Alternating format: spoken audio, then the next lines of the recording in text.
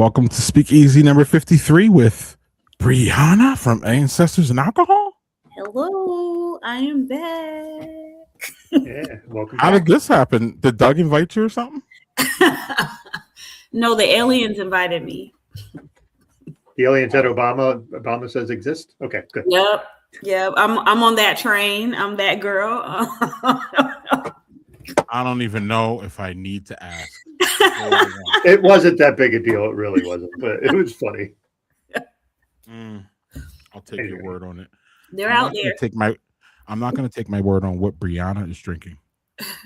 I am drinking Longevity. It's a black-owned sparkling wine. Let's go. I did a few like black-owned sparkling wine, like a list for Valentine's Day. People wanted to buy black-owned, so they had it oddly at my liquor store, so I picked it up. It's a Blanc de Blanc, so it's made with all white grapes. It's actually really smooth. It's really good. Excellent. Doug, what's going on over there? All right, I'm going to pull a classic beer. This is the first time I've ever seen this at Wegmans, which is like the grocery store that's near me. So this is Ye Old Heady Topper from The Alchemist. Here we go. And I'm not going to, they suggest say it right on drink from the can. So no glass for this. Ugh. But I don't think I really need to review this. I've had it on the show before, but this is an excellent IPA. So, all right. Well, then we'll move along. That can is nice. I like that. Yeah, they make funky art and stuff. So, Greg, what about you? I have a beverage from the North Woods of Wisconsin, y'all. Oh, wow. Put my mic right. It is from my friends, literally my friends at Sumner Brewing and Manitowoc Waters. Be nice, they're watching. Do you like that logo? I do. I think it's funky. It's like almost like this, like an amoeba that's like stressed out. And I was just gonna say, I like it. Or aliens. Hey, aliens. Dude, aliens. I'm not even. So my man gave me this beer and said it's a brown Scottish ale, but I shouldn't take it serious and I should just drink it and not like get all weird about the style, right? So I'm not sure if that's a good thing or not. So here we go.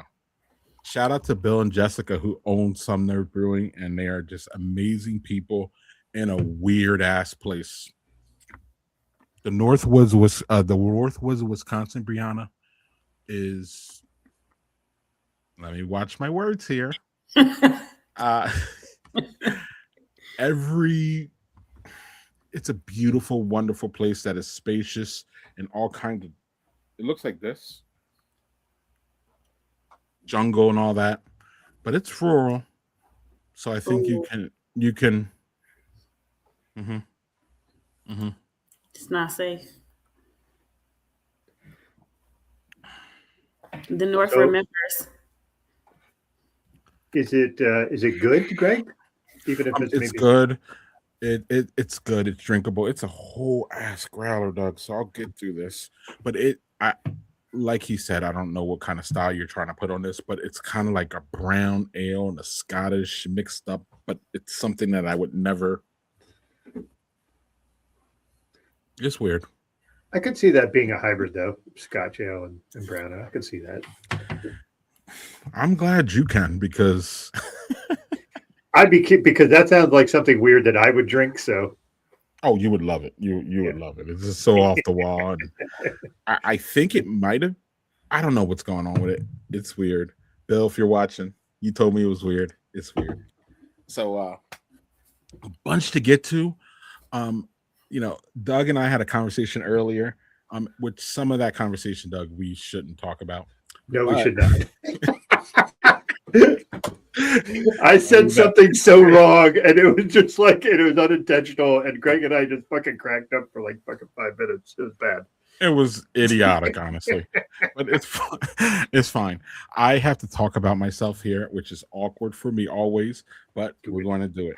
Number one, this thing, Brianna, I won a home brew contest with my homeboy. Oh my goodness! Yeah, I love that for you. I'm an fucking award-winning home brewer, and we're gonna actually listen. My buddy Dwayne did a lot of the work. I did, I helped and talked them into a couple of things, but he did all this work. So it's just weird because I hope our guest has an award because he literally deserves an award. And I kind of just jumped on this and not really jumped on it, but Brianna, the story behind it is that this guy started brewing a beer in my honor. It was a black IPA. And then like over the years, we talked about it and I was like, dude, this is great. Little tweaks here and there. And then we entered it in the contest and I helped name it and we won. Wait, what did you name it? Oh, thank you for asking. Now I forget. Oh, Holy Hop Noir. Holy Hop Noir.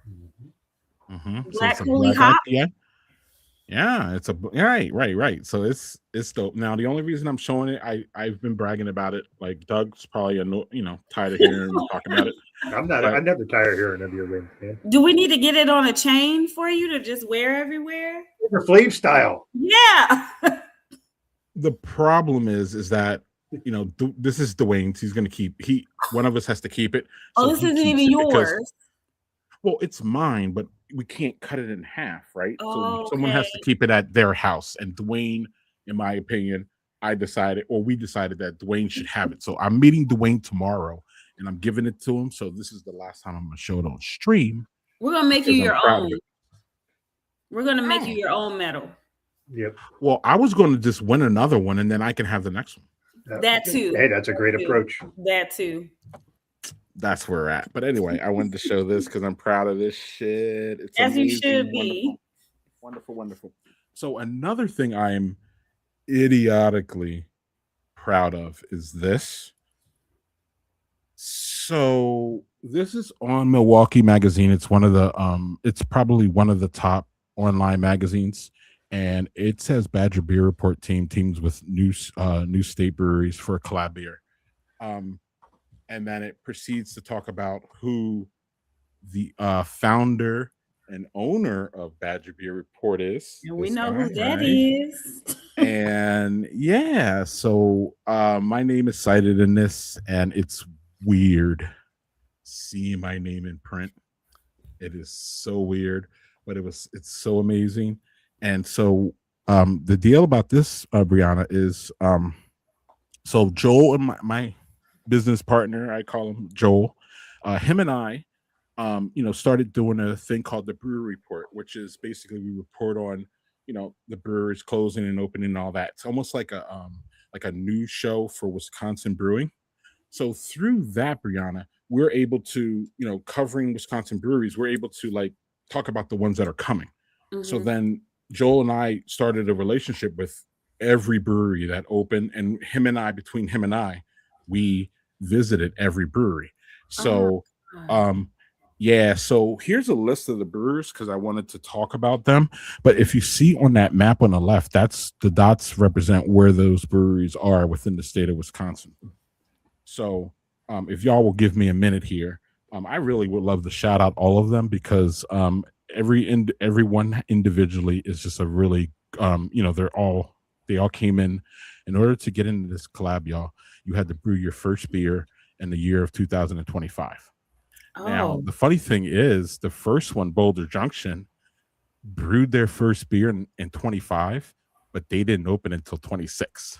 Oh, so they are they brewed their first beer December 7th or something like that, and then they opened January 12th or something like that, or was it 30th? It was 30th. So Boulder Junction, they're the top dot up there. They're in the Northwoods. They are the farthest one away from us.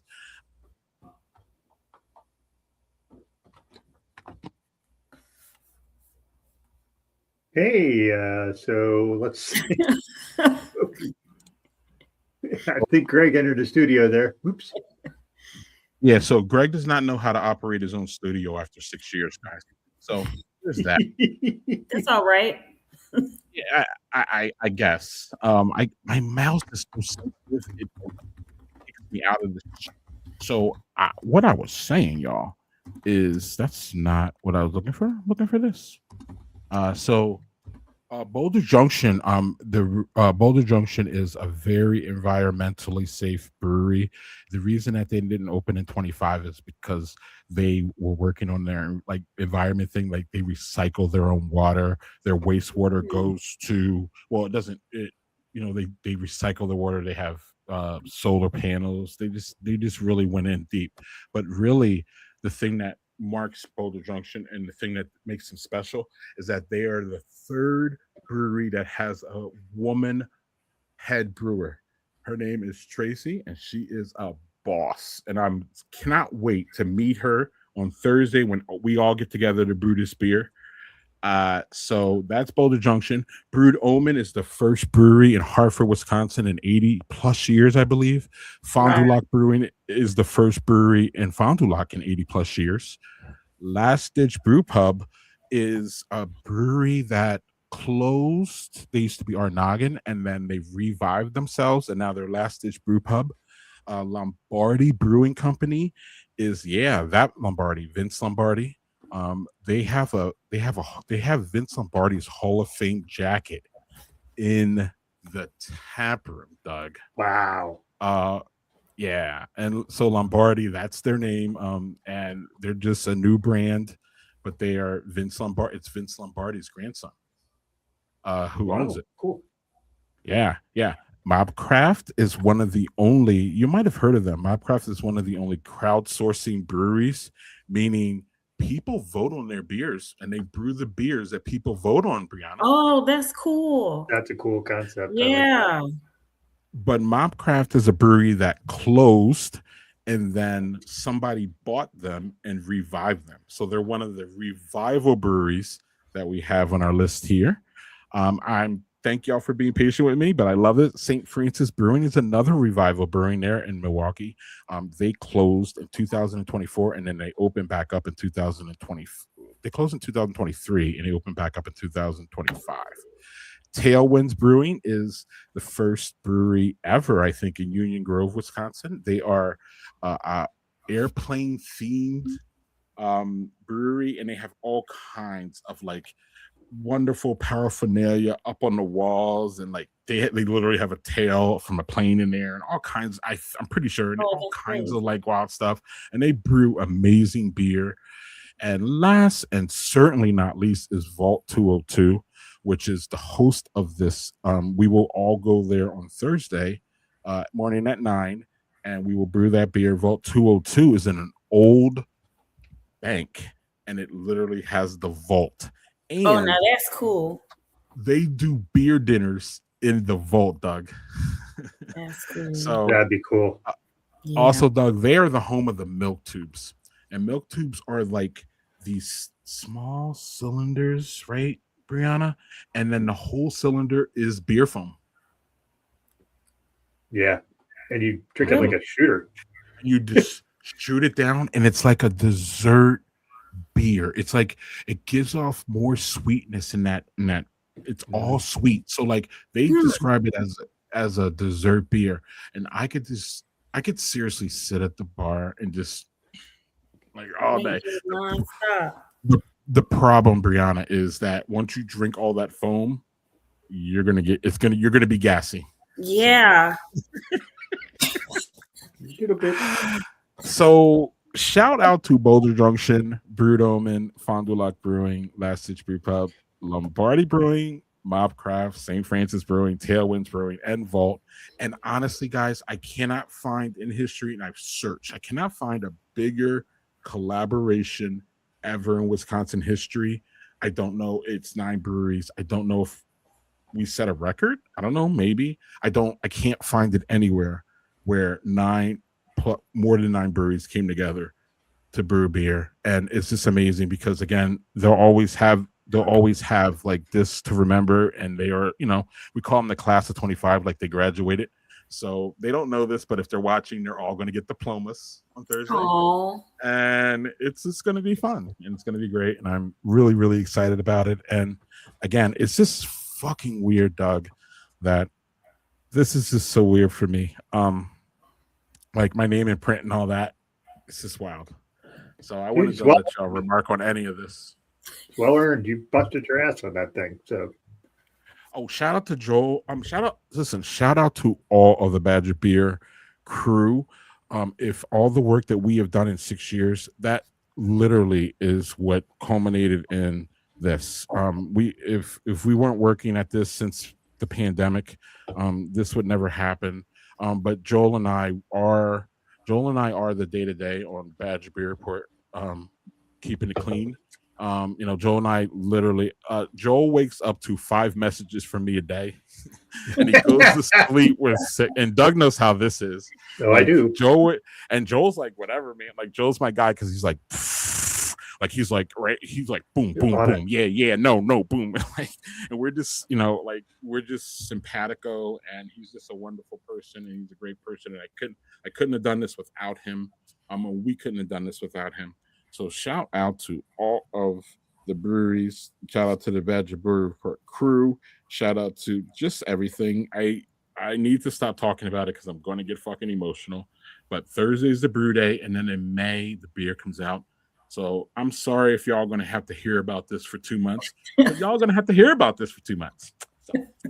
So there we go with that. That's fine. Yeah. Oh, and without. We might as well, while we're here, this motherfucker here, the HG, is part of Badger Beer Report now, y'all. I don't know if y'all know that. It hasn't been made official, but JHG is in our crew. Actually, let's do something here real quick if y'all don't mind. Let's show y'all what JHG's working on because I'm proud of it, and he's just a boss. So JHG, okay. So Brianna, one of the things that we do is we put out maps for Wisconsin, like what's coming, who closed, who open, and JHG redesigned them, and that's not what it looks like because that's Imani's wonderful logo. Oh, yeah, I don't know what StreamYard is doing, but this is JHG's. Actually, I should show y'all the previous because the previous is, you know, it's just a joke compared to this, and respect to Joel and I who made that. So JHG, these are the upcoming breweries that have said we're going to have a brewery, and they're either in the making or not. And JHG did this, and it's just fucking beautiful, to be honest with you. In fact, let me show y'all the. I don't think you get the. I don't think you get Dairy Air Brewing.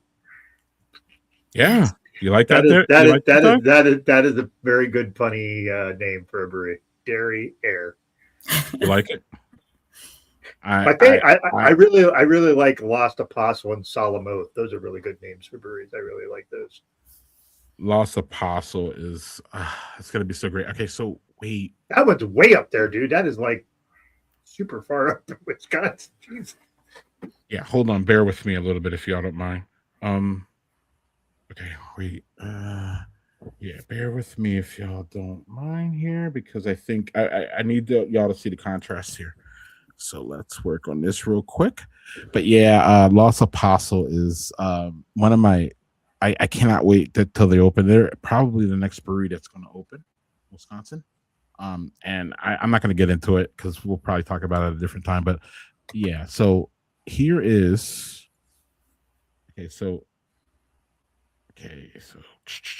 So here is the before. It's not bad. No, but here's the after. So, that's way better. Yeah, and it's cleaner and it's just great. And shout out to our guy, JHG. So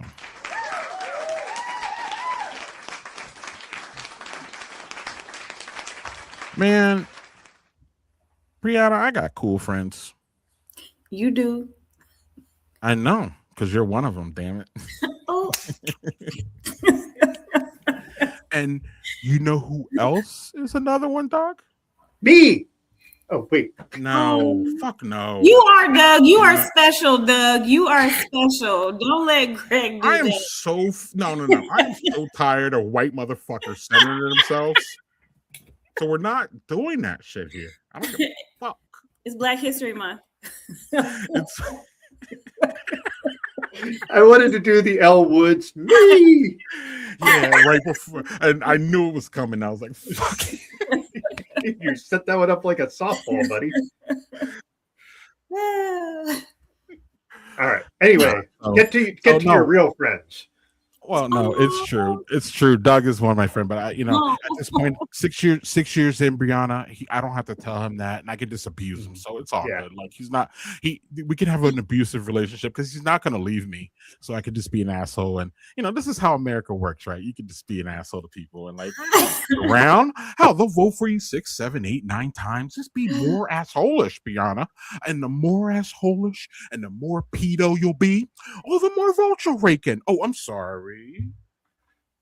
I'm going to calm down here because I promised our guest that I would.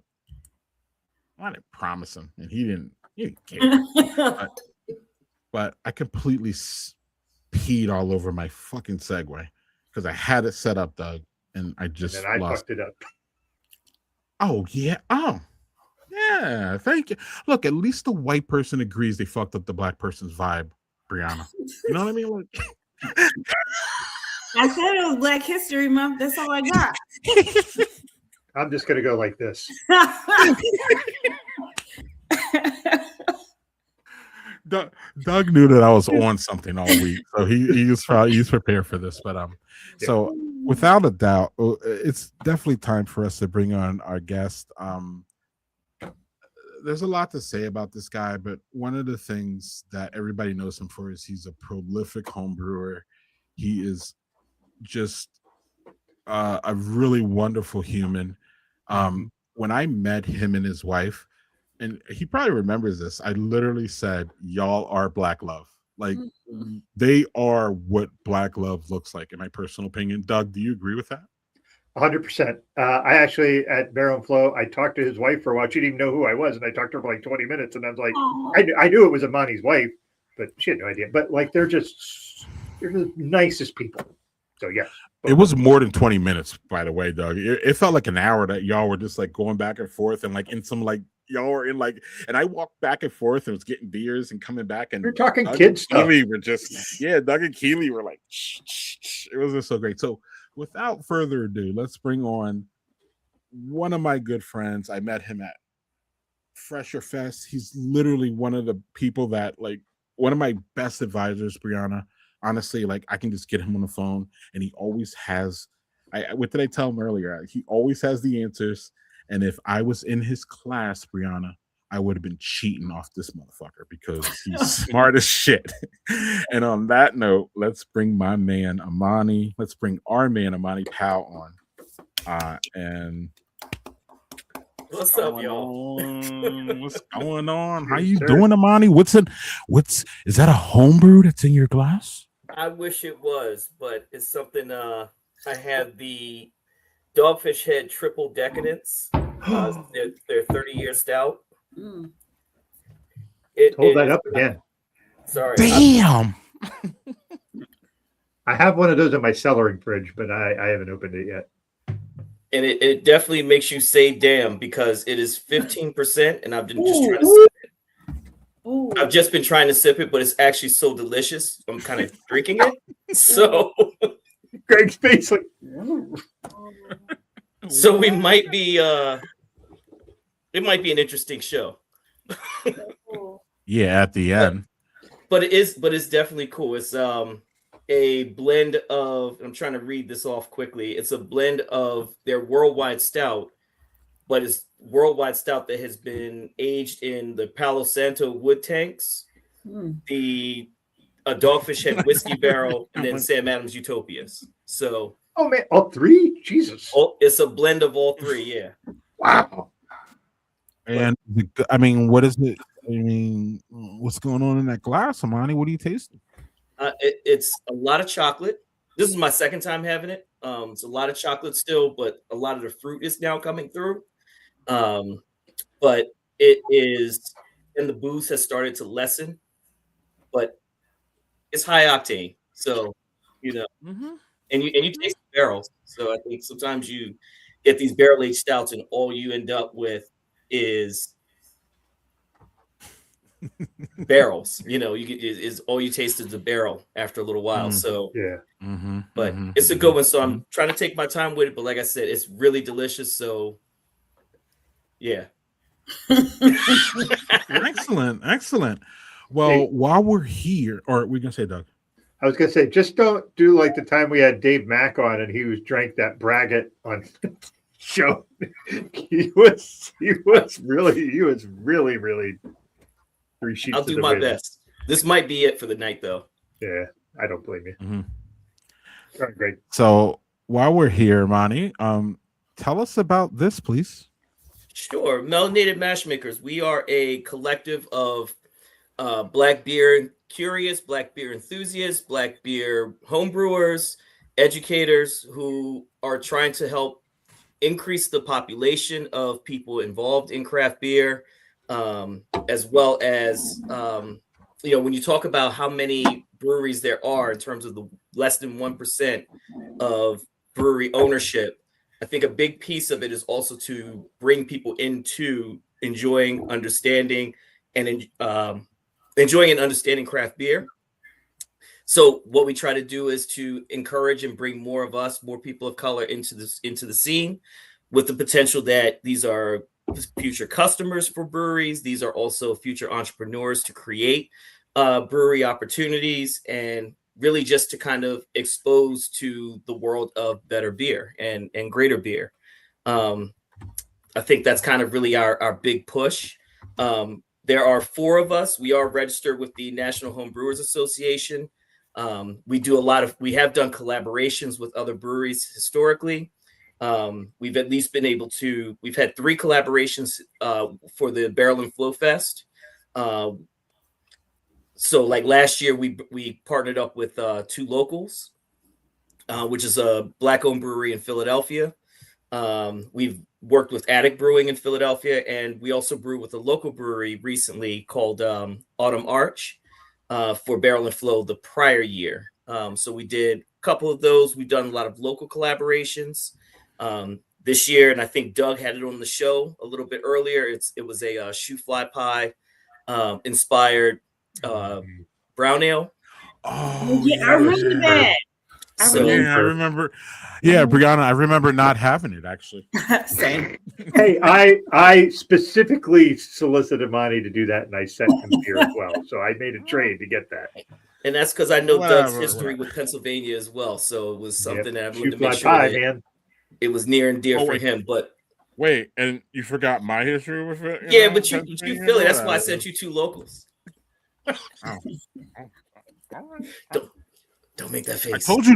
I told you this man has a fucking answer for everything. Anyway, Monty, back to what we're Oh man, that is a comment and a half there, Chris. Oh man. Sorry, Doug. Sorry, Doug. Can you sing, Doug? No, not a lick. Not at all. Can you wait. Who's Ike and who's Tina? And what that had a lot of that's a pretty loaded comparison there, man. Wow. I'm blocking Chris. Fuck that. No, I can't sing worth a damn, so let's just leave it at that. Dog. So Imani. Yeah, what's up? Y'all clearly know I'm on some goofy fucking shit tonight. So first of all, do y'all let non-melanated people join? We let people. We look at these beautiful black people. Hold on, look at these beautiful fucking black people. But anyway, go on, Imani.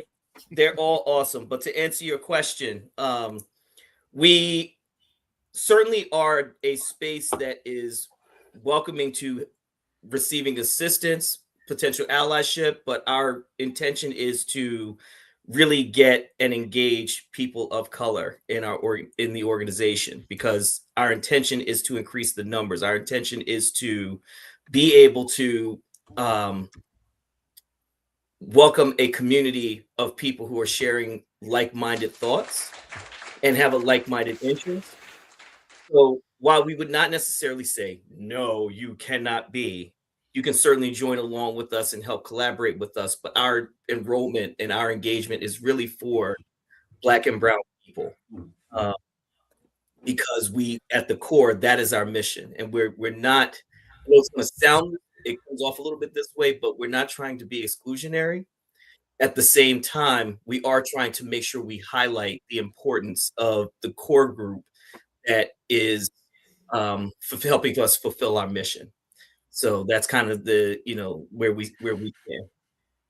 So Imani, before we get to Brianna and then Doug with the follow-ups, I do want to follow up here with you and say this.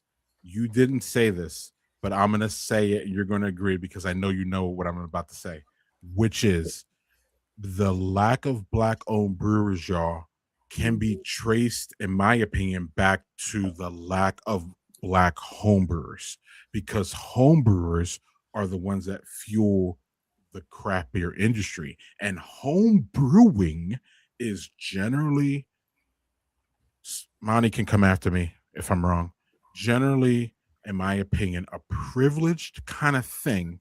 So then it's easier for, I believe, it's an easier entry for white folks than it is Black folks. And let's not even get into the whole scene, Brianna, where Black folks are pushed malt liquor and dumb, bad things, and there's no craft breweries or craft distilleries in any of our, generally speaking, any of our communities. And that's why places like Mac Brewing and Two Locals are important, because the Mac Brewing does not have a tap room yet. Two Locals does, though, and it is in West Philly. It's in a weird part of West Philly, respectfully, Imani. Not weird, because it's in that transition period between where West Philly comes Black and white, if that makes sense. It's at that. It's on 46. It's on 46th Street, right? Two Locals. I know this area really well, and it's literally. Imani, tell me I'm wrong.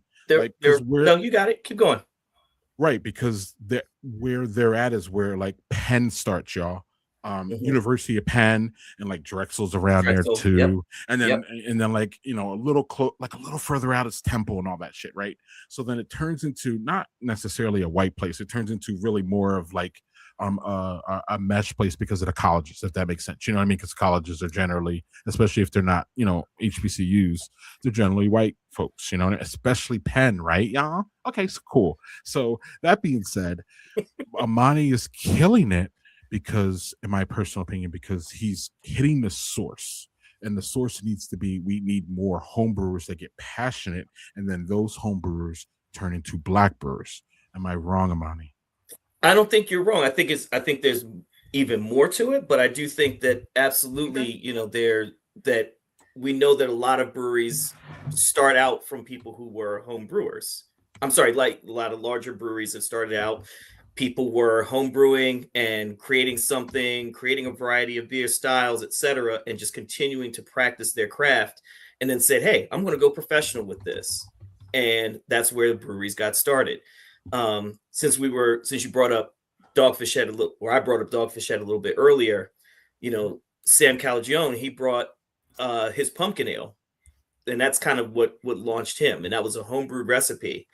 And that's what started or kicked off Dogfish Head, so our intentions, as I said before, are really to make sure that, one, people are able to understand that there's more beer out there than Corona. There's more out there than Heineken. There's more out there than, what some people would categorize as beer flavored beer or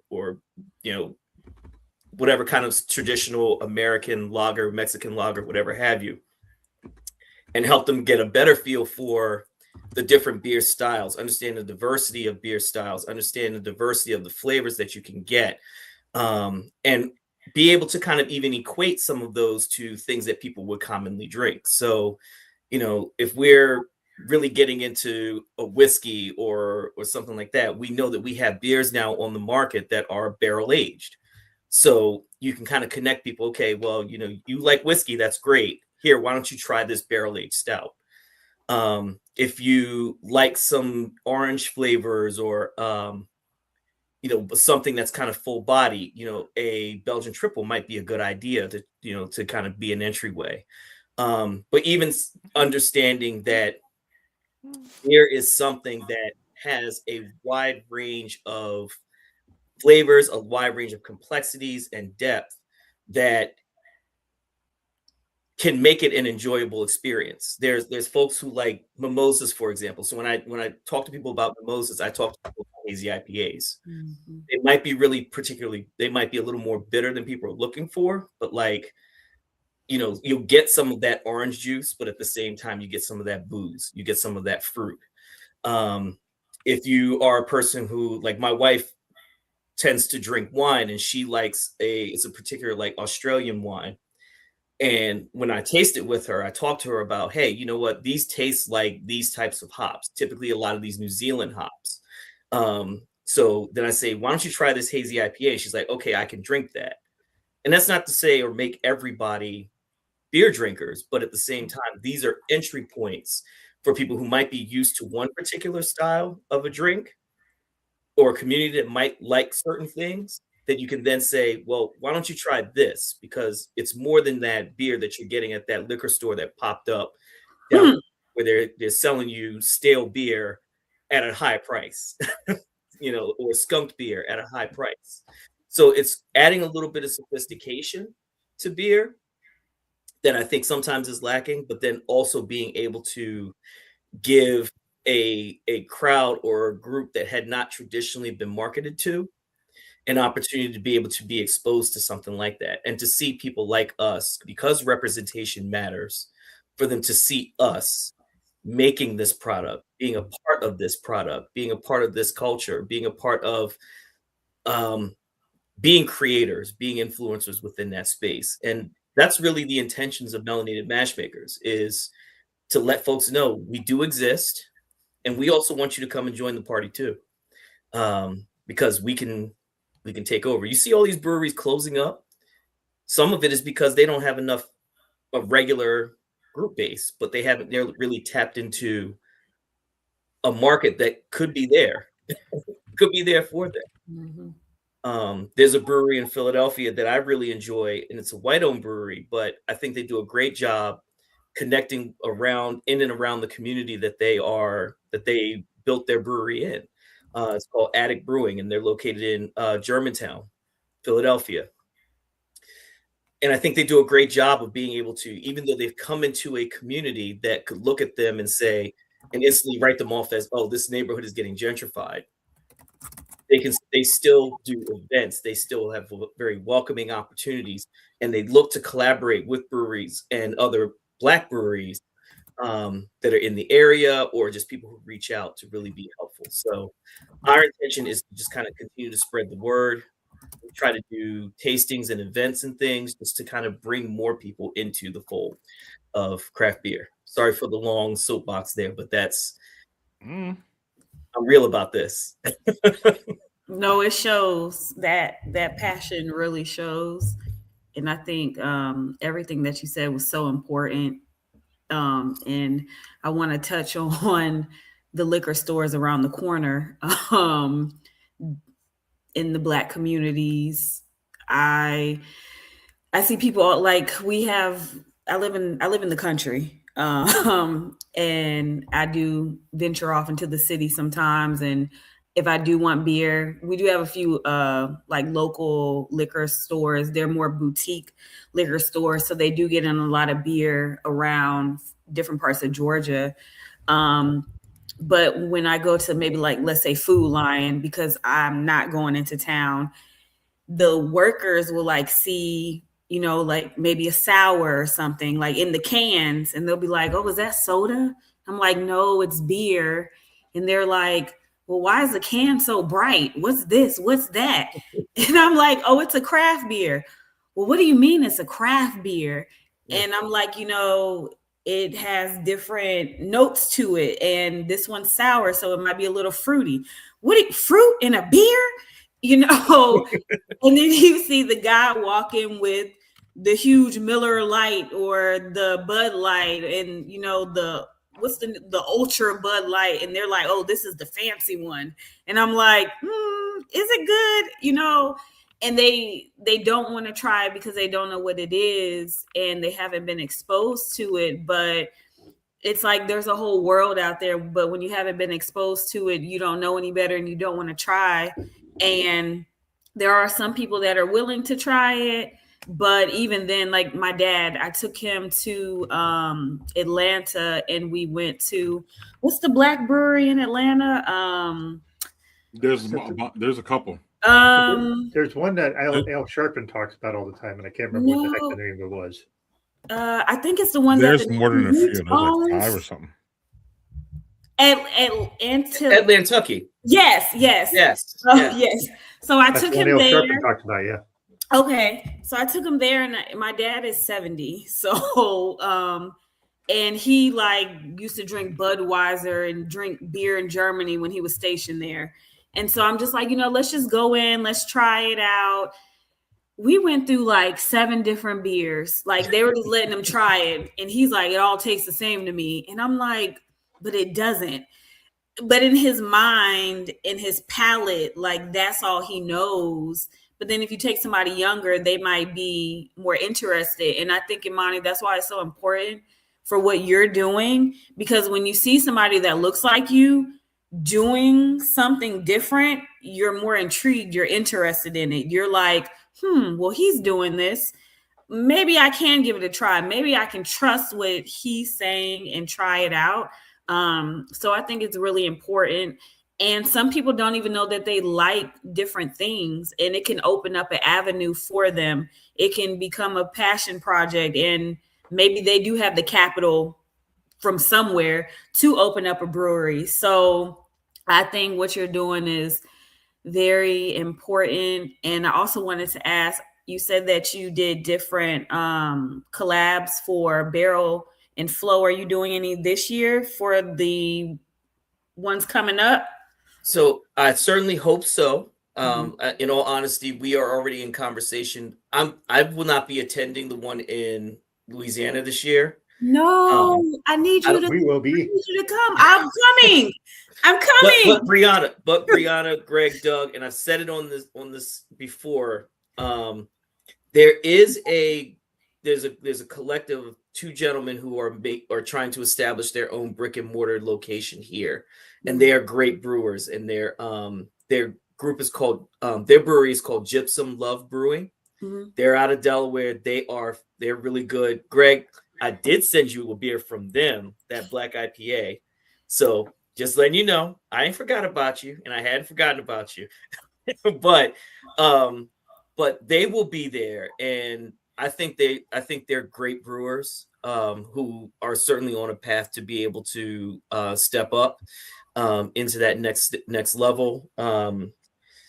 Liquid Intrusion, I think, will be there. They're another brew.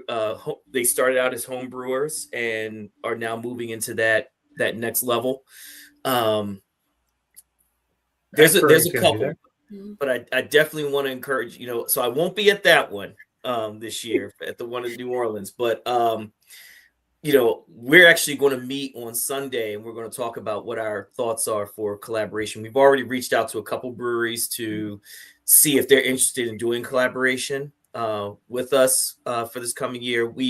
Last Barrel and Flow, we were able to have our own table, and I think we're going to try to do that again. Mm-hmm. But also have a collaboration beer, which again is like what we did last year. So, I hope that we'll at least be represented during the annual one they do in Pittsburgh. So, but I definitely will, keep y'all in mind and really encourage you. Like the one I think in New Orleans is going to be really, really interesting and really unique. I like that it's expanding into another area to make it more accessible, I think, for other folks as well. Because plane tickets ain't what they are, ain't what they used to be. So no, they are not.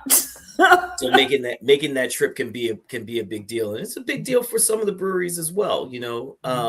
To have to be able to get their merch, get their liquid from one location to the next. I do want to make sure I make one quick statement about something Greg had said, which was he talked about the capital that might be necessary to start up your own breweries and how that could be a barrier and how could it be an obstacle. And to be honest, like homebrewing is not a hobby for folks who don't have the resource, right? Like, or put it this way, you can start out, I started out doing 1 gallon batches on my stovetop, but if you start to feed into it, if you start to like what you're doing and you're getting into it, and you start to do all the research and stuff, it can become expensive real quick. And one of the things that we try to do as Melanated Mash Makers is to invite people in, to join us maybe for brew days, see what the process is like, because a lot of folks don't get into it because they're afraid it's not going to taste good. And guess what? The first beer you brew probably won't. And in all honesty, your very first beer should never be your best beer. So, it's something that you kind of have to keep doing. And then you, after a while, start getting into, you see a new shiny toy that, could help you, that you believe could help make your beer better. So you got to, and a lot of times you end up having to invest in that. So, so it's what we want to try to do also, that I've been doing over time, is building a library of equipment. So people who are part of the organization, part of the group, can jump in and utilize the stuff that we have. We were fortunate enough to win a Grainfather, which is an all-in-one brewing kit. Well, now members within the group, we can all be like, okay, well, if you want to rent it out, you can sign it out. You can make your own beer from that. But we want to be able to, if you can't afford it, we want to be able to have materials that you can use so that you can kind of get that practice under your belt. So ideally, we want to try to reduce some of those barriers. Yeah, I want to put this up. I'm sorry, I'm not laughing at you. That's actually funny. All right. I have some comments because I have a few things for Imani, but first I want to go with my second beer, because this is, Greg, this is in my wheelhouse because it is Baklava Brown Ale from Strange Bird, which has become one of my new favorite breweries out of Rochester, New York. But they make just some really, they make a lot of just straight up, here's my style of this Pilsner, and they make everything true to style usually. This is a little bit different for them to do something where they're adding flavors. So they're using a local Greek sweets place that's a Greek pastry shop to put their baklava in it, which I think is cool. It's 6.5%, not super high. They have Baklava is Life on the can, which is fun. So yeah, I'm gonna give this a call because you're gonna put an adjunct like that in it, and I want to see how you're making that work. A brown ale is a pretty good vehicle for baklava, though, I think. So I could see how that would be what you'd try to pair it with. So also one of my favorite glasses from Liquid State. That's just a gorgeous glass. That's cool. That's their logo too. So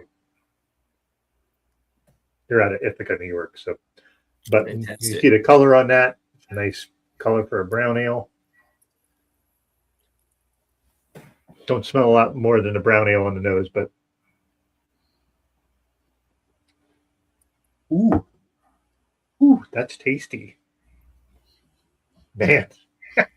It's got like all those elements of a baklava, like just with a brown ale. So it's like got this nice sweet tone to the brown ale, which is really, really nice. But it's not overwhelming. It's not like I'm going to overwhelm your palate with sweet, but it's just really, really well done. So that's awesome. Strange Bird. I'm going to have to send some Strange Bird stuff to you folks because their brewers are just superb. So I wanted to also where are they located again? Rochester, New York. Yeah. So, okay. But they every beer I've had from them has just been a banger. I've been really, really, really impressed with the stuff they make. Doug, real quick before you get to Imani, Rochester is southern upstate New York, right? No, that is Was it Western northern? New York. No, it's Western New York. It's Western Southern, though, right? Like it's close to Pennsylvania. That would be southern, right? I think it is. It's below. It's either shit. I can't. It's near Buffalo. It's within like an hour or so of Buffalo. Okay. So gotcha. So it's over in Western New York somewhere. I don't know. Like I am terrible with directions, so I'm the worst person to ask. I think it's close to Pennsylvania-ish, like Erie-ish. So then that would be something like that. But anyway, go on. Yeah. So I want to also state that one of my favorite home brews I've had in probably the past 10 years was your ESB that Melanated Mash Makers made that we had at Barrel and Flow. That was just a fucking awesome goddamn homebrew. I was just like, Jesus, do you have more of that? That was a superb homebrew. You weren't the only one. Like everybody was ranting and raving about that. I'm not the only one saying that. That was a really good beer. But I wanted to comment a bit about your idea of like your Melanated Mash Makers is your group of trying to promote Black folks into brewing, and how like you want the support of white folks, but the group itself should be that. And I think people who are really trying to be allies for folks, you should understand that. I'm going to venture a bit off topic, but not really. So in my corporate job, I was the head of Global Pride Committee. I'm not queer, but I have multiple family members who are. But it was important for me as a very straight white guy. I say very straight white guy. Let's put it that way. Very straight might be a little over exaggeration. But like the idea of me being there is being like, all right, well, I'm going to try to help promote those folks. So I'm trying to be an ally, but I don't want to be the focus because that's not what it should be, right? So I feel like that's kind of how people should understand that, what you're saying isn't out of turn. That's how it should be. Like you should have folks who support you who aren't in the group, but understanding that that group's not for you. It doesn't mean you're not welcome to hang out and do all that stuff. It's just you should be supportive of whatever role that means for you in that capacity. So it's not really a question. It's more like that's just, again, I could have the wrong perspective of this completely because I'm a white person with all the privilege in the world. But like, I feel like that was what I got out of it. Is that how you would see it, or am I reading that wrong?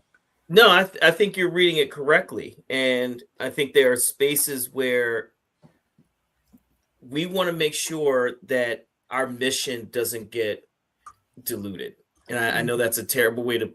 Well, no, I'm just going to say it. I'm just going to say it. It is. We don't want our mission and our vision to get diluted. I think that we are a group that is open to assistance in what it is that we're doing, but we also want to ensure that the integrity of our mission and the integrity of what we want to do and what we're looking to accomplish is one that does not get sidetracked by ulterior interests. We have that's where our passion and our interest does lie, is to ensure that we are centered in this and not too much other noise going along with it. And I think that is where we stand. Okay, sorry, I didn't want to presume. That was how I was seeing it. As I wondered what that was kind of the sense of what you were trying to do. I do absolutely. I do agree with you. Yes. Mm-hmm. Yeah. Greg's typing away over there. No, my mic was muted. I think it was Brianna. Oh, I'm so sorry. No, it's okay. Usually it's me because my mic is like right by my keyboard, so I'm like tap, and I'm a very loud typer, so like I thought it was usually me. I do want to chime in. But Doug, it was my fault because I asked her a question and that's what she was typing. So you can blame the black man instead of the black woman this time. No. I will do no such thing. I will do no such thing. I'll blame nobody. Well, good. That's yeah, right. Anyway, Monty. Now I do want to say though that Greg really kind of put it out there about winning the medal, and I want to definitely say like. No, I want to say congratulations, and there is a bit of me, and I'm full disclosure. There's a bit of me that's jealous because you got some hardware that you can put up there because I haven't won any hardware. And Imani, unfortunately, I have to play this. You not like anybody, but I absolutely want to like. I give props where props are due. I give props where props are due. And, to earn that medal and to be a part of that, to be, a visionary in getting that done, that is well deserved. And that is very important to make sure that, yes, you talk your stuff. I don't expect this to be downhill, to go back to JHG's comment. I don't expect this to be downhill. I expect great things to come out of it. Even if it's just whether it's just to simply be like, hey, I did this. I can hang my hat on this, but also use it as I can do this again. I can do this again. I can do this again. And, bring home that hardware, So I'm all for it. And while giving credit where credit is due, that is the man behind the beer. That's my boy. Also, Dwayne. great pin on his shirt. Yes. Absolutely. Yeah. You're a good person. Dwayne is a real one in that way. If y'all witnessed his post on Facebook, he there's no fucks given for him. And that's part of, why this can happen, to be honest with you, because y'all know I don't, I ain't fucking with that in any way, shape, or form. And Dwayne and I have just been friends for 10 plus years now. He's just a great human. And clearly, he's a great home brewer. Shout out to Dwayne. And so are you. And thank you, Imani. Honestly, thank you, Imani, because, listen, Dwayne brewed this beer, but it was my idea to put it where it was put and all that. So, there was, definitely a good collaboration in this. So, again, shout out to Imani, and the highest of fucking praise from Imani, Doug, because you know what I think of him as a home brewer, and Imani knows what I think of him as a home brewer, because Imani's like, damn, dude, you got to stop talking about me starting a brewery because I'm not going to fucking do it. And no, he doesn't say it that way, y'all. He says it in that elegant, smart Imani way that you can't even You ever talk to someone, Brianna, where they just say things that you just can't come back at them? You know what I mean? You're just like, oh fuck, you know what I mean? Some people you just have to drink your drink and just keep it moving. Yeah, you just gotta peace. But there's a bring it back to my old heritage. There's an Irish saying that someone like Imani can tell you to go to hell in such a way that makes you look forward to the trip. Oh. Fucking nailed it. And that is not saying you're telling people to go to hell, Imani. I mean, it's you have a way of expressing yourself that just there's an ease that you give people in ways that I don't know how to explain other than it's you. Mm-hmm. That's what it is. Mm-hmm. I'm humbled and thank you. All right. I'm also like, hey, I'll be selfish here, but I will say when I'm proud of another Black person, I want to make sure that they know that. And Greg, I sent you a message before. But I also want to tell you that when I'm proud of another Black man, I'm proud of another Black woman, I'm going to let you know, because these are things that sometimes we don't get the recognition for that's appropriate for what we've done. People might say, hey, that's great, but we don't always get it doesn't always have to be a ticker tape parade, but you should get your props for this. Clock it. You were the visionary on this beer. Clock it. That's you. I'm good. So congratulations.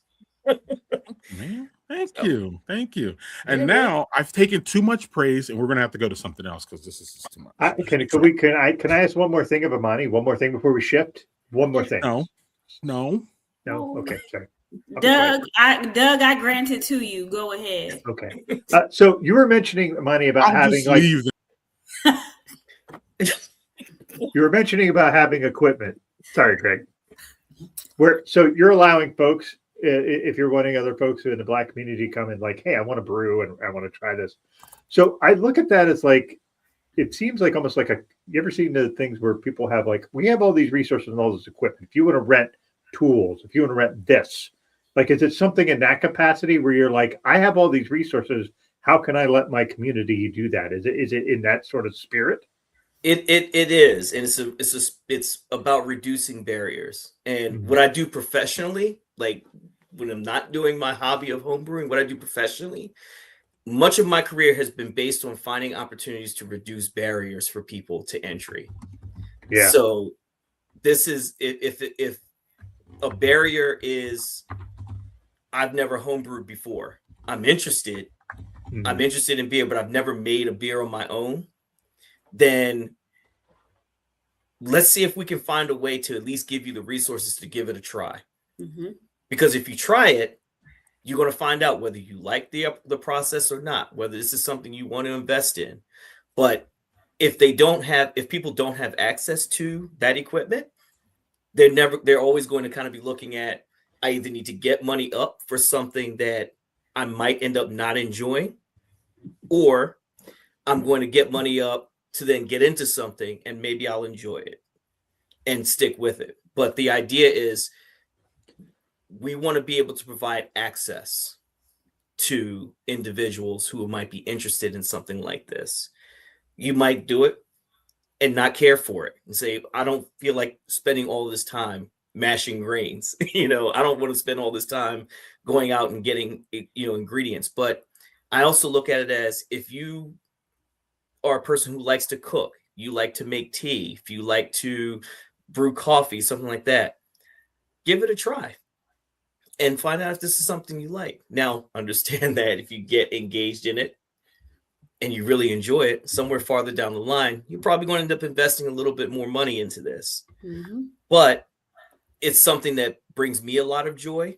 It tickles both my artsy side and my sciencey side, which I never thought I really had until I started to understand little bit elements of chemistry, enough to be dangerous. Let's put it that way.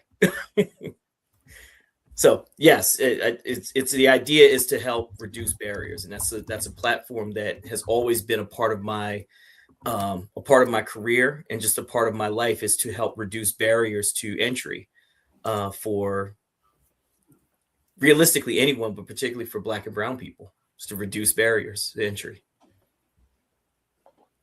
I have one more question for you, Imani. Do it. Okay, so where are you based at? Like, So where's the group based at? Our group, we're located in the state of Delaware. Okay. And which is a nice space to be, largely because geographically we're close to major cities in the mid-Atlantic and kind of tri-state area. So we primarily try to serve the area of Delaware because that's the closest to us, obviously.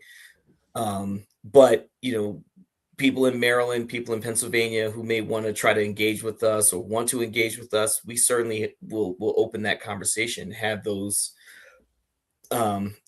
pieces there. But I think that we're in a nice location because we have, within an hour you can be in parts of South New Jersey or South Jersey, parts of Pennsylvania, particularly southeastern Pennsylvania. So that includes Philadelphia, Bucks County, Chester County, Montgomery County, things like that. And then also close to Maryland. So, you can be Baltimore, PG County, all of that. Yeah. So it's relatively easy to kind of get to us.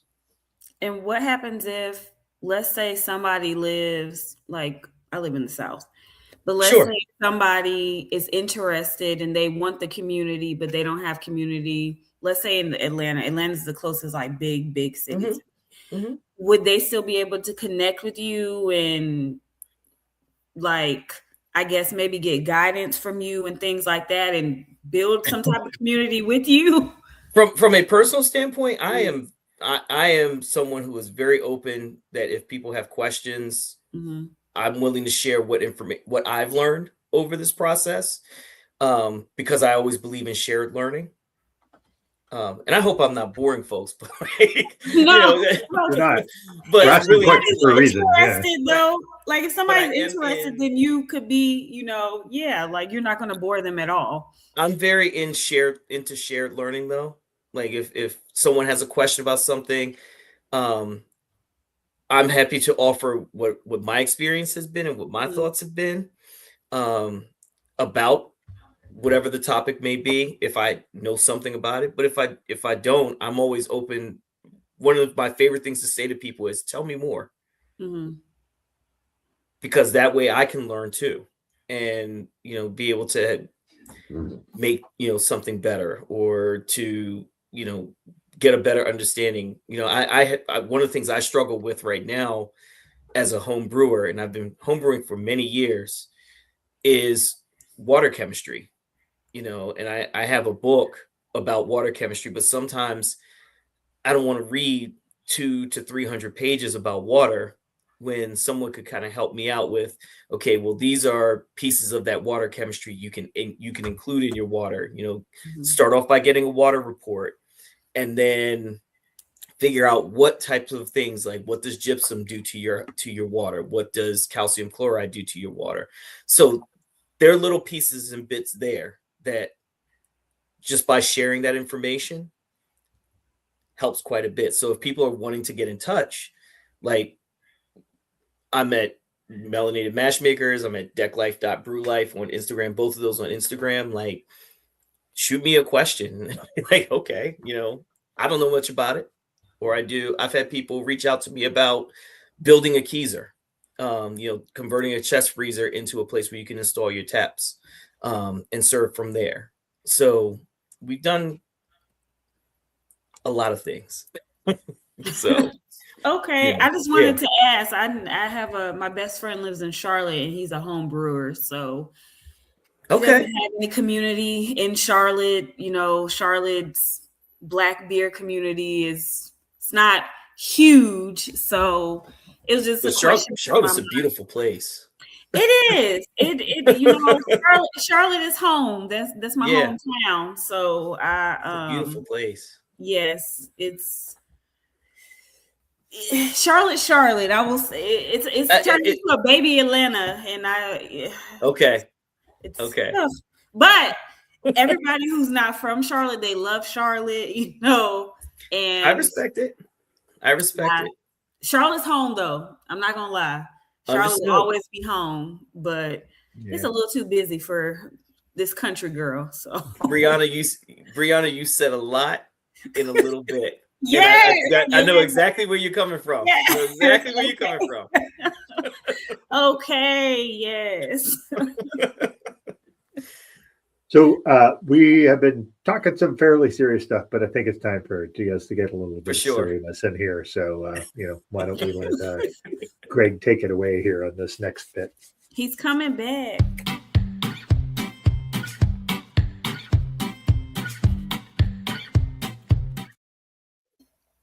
All right.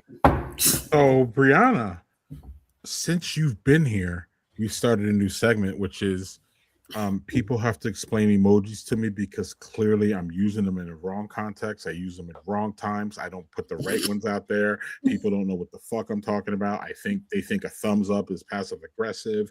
They think that smiling emojis are sarcastic. They think the fire emoji is cold. I don't know what the fuck is going on. Excuse my language, but I don't know what. I just want to say that I hate the thumbs up. I hate it. I hate it. My heart hurts. My heart hurts. Brianna. I'm sorry. I think you guys sometimes send me the thumbs up, and I'm like, Is there something else they need to say to me? I am an old white man. A thumbs up is just this. That is it for me. I have no nuance. My dad is black and 70. When he sends me a thumbs up, I said, "So what does this mean?" No context. Just that's it. Anyway, sorry. Wait. No, what happened to the thumbs up just being yes? It's everything's cool. I don't feel. What is it to you when you see it? What does it say to you? It says. What does it say to you when? So Brianna, listen. Brianna's like, listen. I'm gonna make a scenario, right? So the scenario is, I'm like, Brianna, can you come on the show next week? Is it cool? We need you. And Brianna's like, yeah, man. I got y'all back. You get all the energy. I love y'all. No, I got y'all back. I love y'all, right? And then I'll put a thumbs up, and then she's gonna get annoyed. So please explain where I went wrong. It's just like, instead of just giving me a thumbs up, why didn't you just respond back and say, "Oh, we'd love to have you. We're so happy that you're here. Thank you so much." Not just this. Look, this is what it looks like. That's what it is. That's what it's giving. It's like, oh, okay. Okay. So face. So hold on, Doc. So last week we had the green check. Do you hate that one too? It depends what like the context of it. Fucking can't. This is so perfect. I literally fucking can't with y'all. I just can't. Like but also, Greg, sometimes people should just not use emojis. You know, it's okay. Why don't you use what's it called? A GIF? A GIF? A GIF? Why don't you use that? Why do you just now? I'll send you a GIF of a guy going like this. And you're gonna get blocked, Doug. You're gonna get blocked. Blocked. All right, sorry. This is perfect. This is so perfect. This is legitimately why this is one of my favorite. It's the dumbest thing. It is so funny. Oh no, Daniel! No, Daniel! Wait, what's wrong with this one? I don't know. This one looks a little coked out. Listen, we didn't even get to the emojis today yet, y'all. Oh my god! I fear I'm getting kicked off the show. All right, let's get to the new ones. Thank you. Oh no, he just gave all the thumbs up. It's okay. I'm being taunted now, but it's okay. So is JHG gonna get blocked 5 times? No. Block. So Brianna, I feel bad, and I'm literally going through my IG messages to you to see if I put.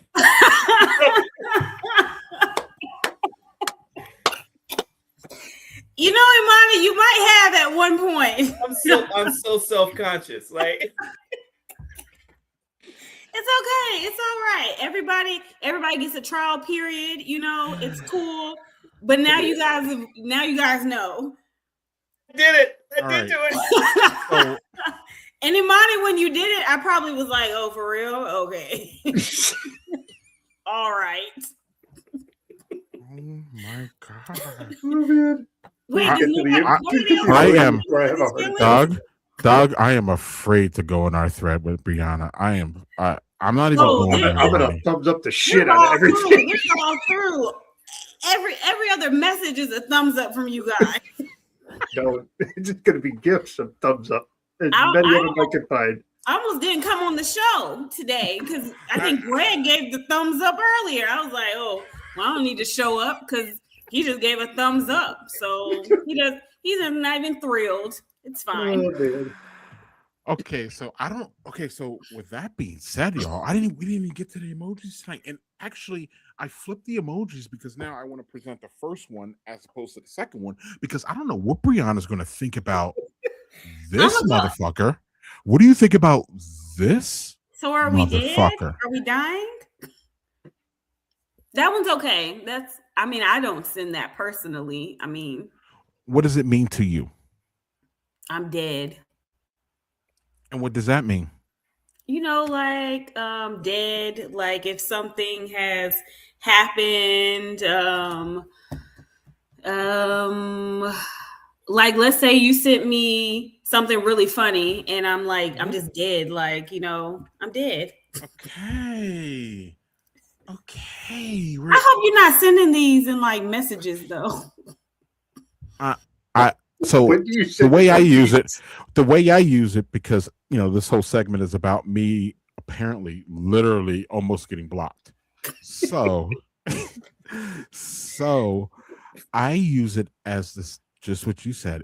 I'm dead. Like this shit is it's big. It's higher end than that laugh emoji with the crying on the side, because I think he's the you know what I mean? Like he's like the most extreme laughing, right? That guy on the side and all that. So to me, the dead is an upper level. Like I'm probably literally laughing out loud when I use this emoji.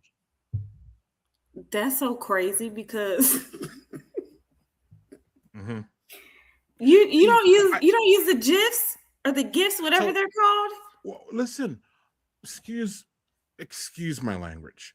Why in the fuck do I need to go to the GIF thing when I have 200 emojis, Brianna? What are you talking about? I don't need to go in that box. Because you're sending skeletons. If I'm dead. But you could literally send a GIF that's like. So Doug, clearly this was a mistake to bring Brianna on and do the fucking emojis. This is great. Clearly. No, this was a mistake. I want to hear what Imani and Doug has to say. I want to hear what Imani and Doug has to say. I'm quiet the rest of the time. I'm dead. I'm dead. Greg, I'm dead. I'm the producer, and I actually want to end this segment forever. So, like, please don't. Actually, I want to kill it. I want to kill it. Actually, no, we're gonna kill it because Brianna. If you killed it, that's when you would use the emoji, the skeleton. You killed it. It's dead. Listen, you've been out of control on this, but you are like a bucking bronco, just not even in the heart. It's just wild. So yes, let's get some sanity here. But wait, I want to hear what Imani and Doug has to say. Right, we're gonna get some sanity in this bitch, and we're gonna go to Imani. I'm overall in the same camp as Brianna about like it says to me that you're dead. About you probably said something funny, and it was so funny that I'm dead. Like we can end this conversation. We can end that part right here because what you said is that thing that is got me, not only just laughing out loud. Like at this point, like there's nothing that can be said after this that's more funny. But I do want to say, Brianna, sometimes it's too much effort to get to then find a GIF that's appropriate for that situation. I'm the GIF queen. I'm the GIF queen. I'm the queen of them. They come in hot. They come in hot. She's the queen, y'all, but don't use the thumbs up gift, right, Doug? What do you think about this, Doug? Queen to be.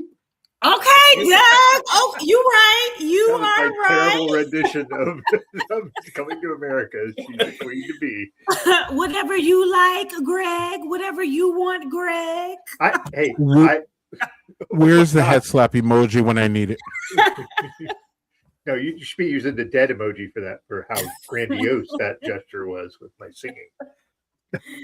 I'm with you guys on this. It is like literally, that's too funny. I'm slayed. I'm dead. That is just too fucking funny. That's how I use that. Yeah, I've never seen it used for boredom, but boredom is hilarious. That's the funniest. But that's actually an interesting way to use it. I've never thought of using it that way. So I'm in agreement with you guys. Yeah. So. And there's no alternatives. Y'all don't see. There's not. There's the one with the crossbones behind it. Yeah, but we're just staying on this one. There's no other way that could be. I just need to know that can't be skewed and then get me blocked on, from people like Brianna. It's the thumbs up though. It's the thumbs up though. Okay. Okay. Well, You see how that feels? You see how that feels? It's weird. It's awkward. You see the thing is, you're putting a face next to it that is like, which that isn't what the thumbs up looks like itself. so Hey, go on, Doug. No, I was going to ask it real quick to the gift queen. Is there a particular like genre that you go, I can find a queen from this? I can find a clip for a gift for this. Like mine's SpongeBob. If I'm gonna use a gift, I'm gonna find a SpongeBob gift that fucking fits because there's a million gifts from that. It's just kind of anything because I just Maybe typed like it in Schitt's like Creek or The Office or something dumb shit. So like that. okay, so earlier I was distressed because I didn't get my J. Cole ticket in time. And so my friend said, "Did you get the ticket?" I typed in distressed into the gift and it had the lady from American Horror Story sliding down the wall. And I sent that to him and I said, it's not going well. And I sent that. All right. So Brianna is an emoji hater, is what I'm hearing now. So that's literally where we're at. So my research says that there's a when someone feels bold or rude or unexpected, it marks a moment that someone crossed the line in a funny way. So like, it seems like it's a skull, but in a weird way, we all think it's funny. So again, emojis, I should just stop using them. I literally should stop using them. So now this one here, y'all, I think is mismessaged. I don't even think Brianna can mess this one up, but she probably will. So I'm not saying anything else. Brianna, since you're the one with weird emoji vibes. Weird emoji? Mm-hmm. This one is crying, laughing. Sometimes people put it for like if they're really crying, and I don't like that. But if you're just crying, laughing, that's there. Mm-hmm. Why don't you like it? If they're crying, it confuses me because it's supposed to be for laughing. But some people put like I'm crying.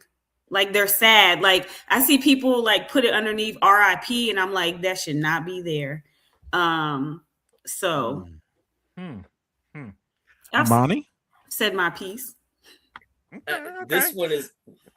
This one sometimes I use this. I say this in my head when you have some of the other emojis pop up. This one is out of my age bracket, so I don't use this one so much. This would be where I probably put and someone is talking about it in the chat. I guess it's a GIF or a GIF. I don't know how you. I don't know how to say it. I call it anything. I call it a GIF because that's probably what I'm most used to saying. Sometimes I call it a gift, but I don't think that's it either. I don't know, but I don't really use that one. I would take it as somebody legitimately crying because there's another one that they're laughing and you kind of see the tears coming out the side of their eyes that looks more like I'm laughing about it. This one I would probably say as someone's actually crying about something, and at that point I really need to exit the conversation. Like, Joe, this is a point where I'm not dealing with you on text. You either need to call me and we can talk this out, or we're going to end this conversation right here. So if I said something that upsetting to you, we need to talk about it. I'm not going to do this over text message. Brianna, at some point, emoji's literally going to start a war. I mean, just on this show. No. I'm talking about real war, like guns and shit. Like someone's going to like. You're not supposed to be sending them. You're not supposed to be sending random emojis. So I can't send this one? You can. But what? My lips are sealed. Doug, where Doug, you at with this one? Your turn, Doug. This is not a crying laughing emoji because the mouth is like this. That is not how you laugh. You don't go ha ha ha ha ha ha ha ha. You laugh. That's not how you do that. It is a crying emoji or something. And I will tell you, I don't use this a lot. My kids do.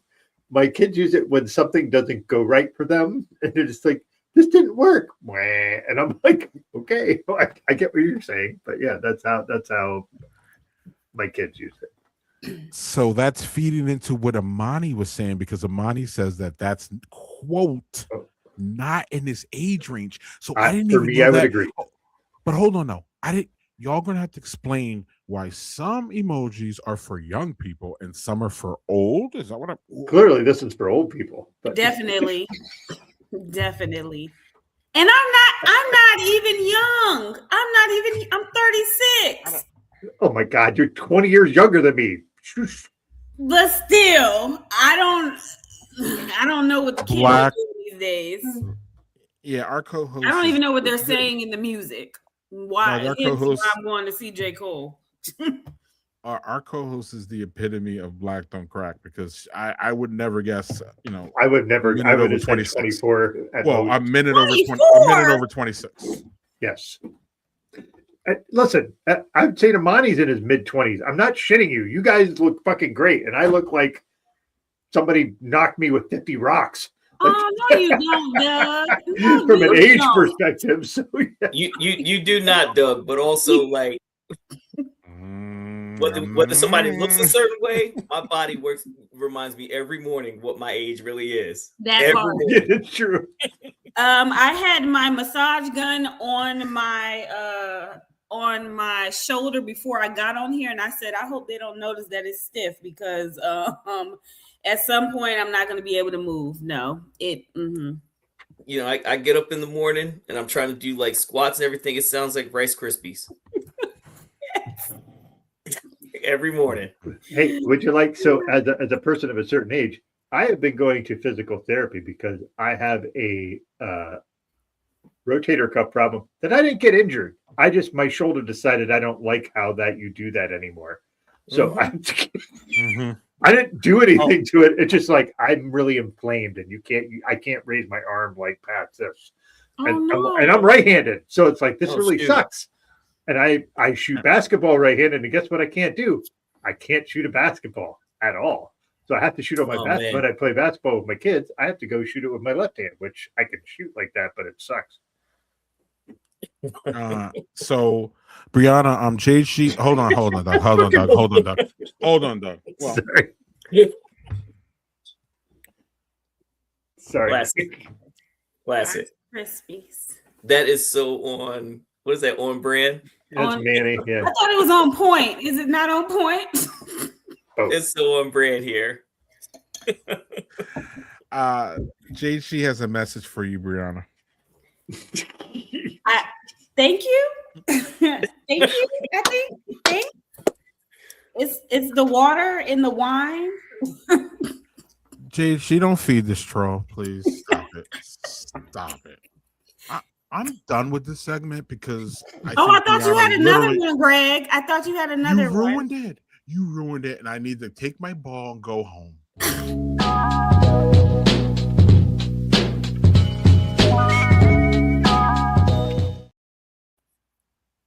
I love that one, and Joe's groovy, so that's good for him.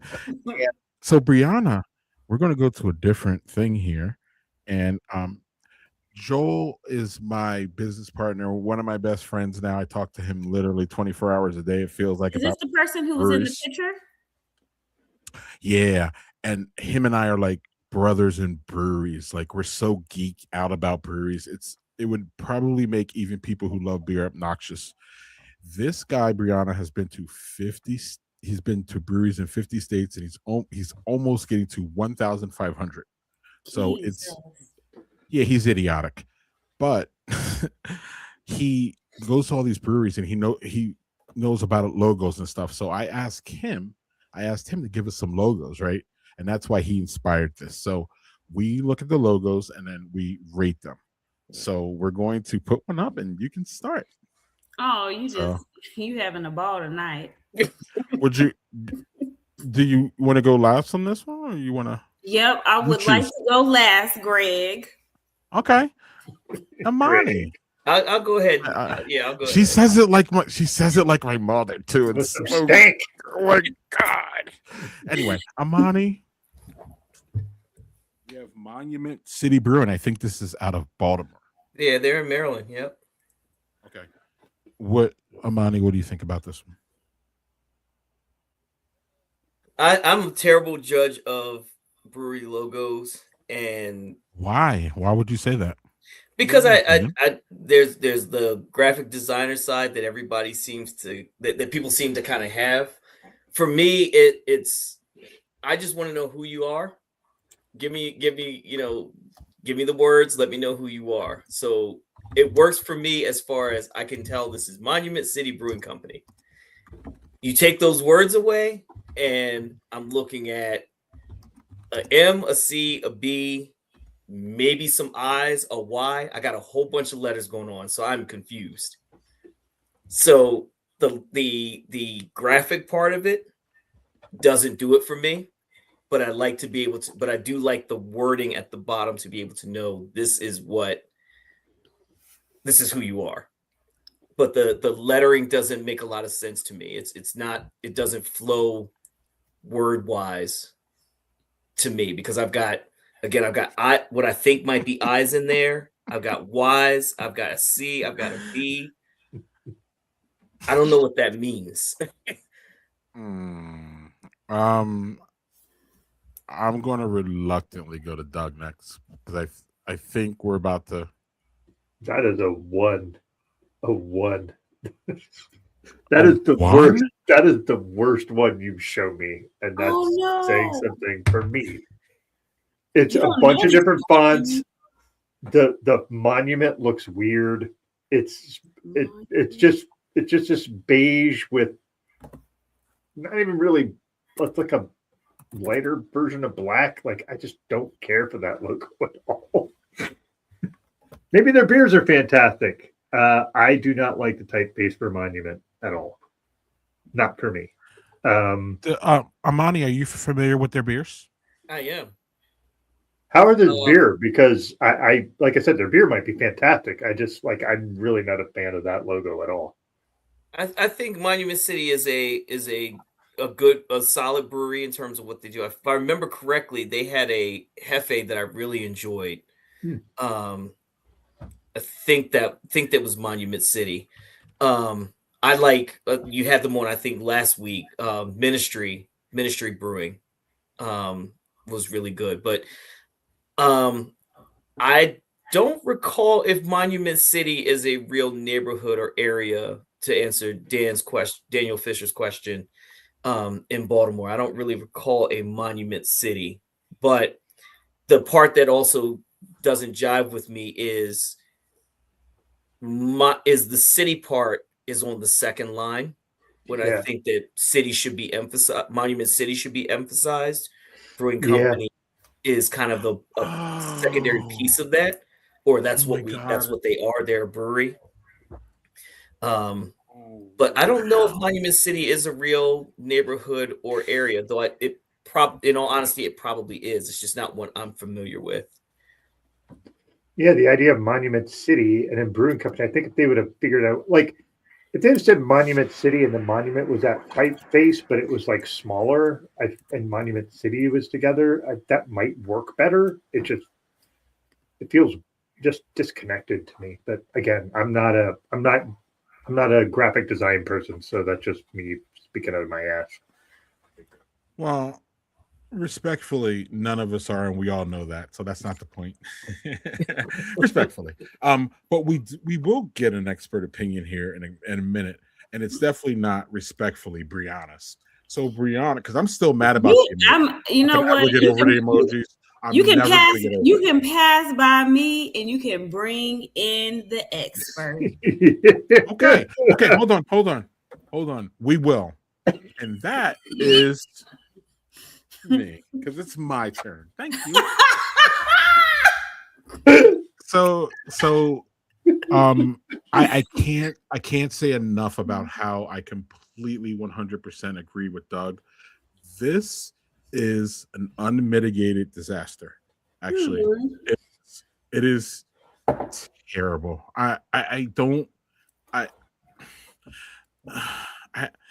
So the thing that is the worst thing about it, like Imani said, is that city hanging on that second thing. Like, to me, Monument City is something that should be together, and then Brewing Company should be different.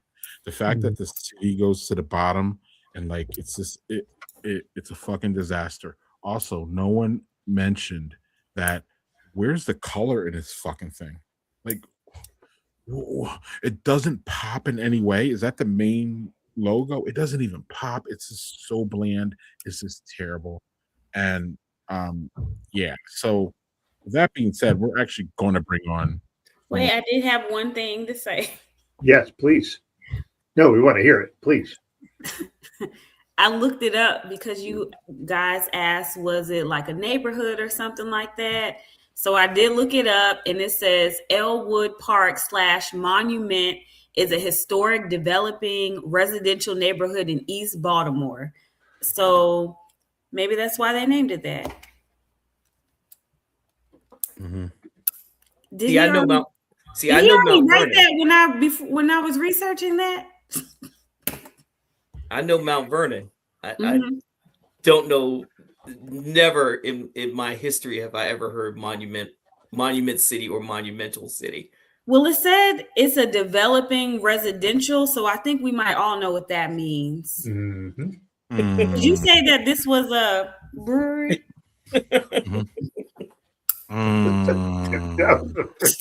If so, then I think we know where it came from. That's all I had to say. Wow. Okay. So without further ado, we're going to bring on Jonathan Heisey Grove of Jonathan Heisey Grove Designs. We affectionately known as JHG, who is the designer of Badger Beer Report, who is the designer of Greg Washington's Network, and what this? Yes. You know what, Daniel? You get the medal tonight, Daniel. You get the medal.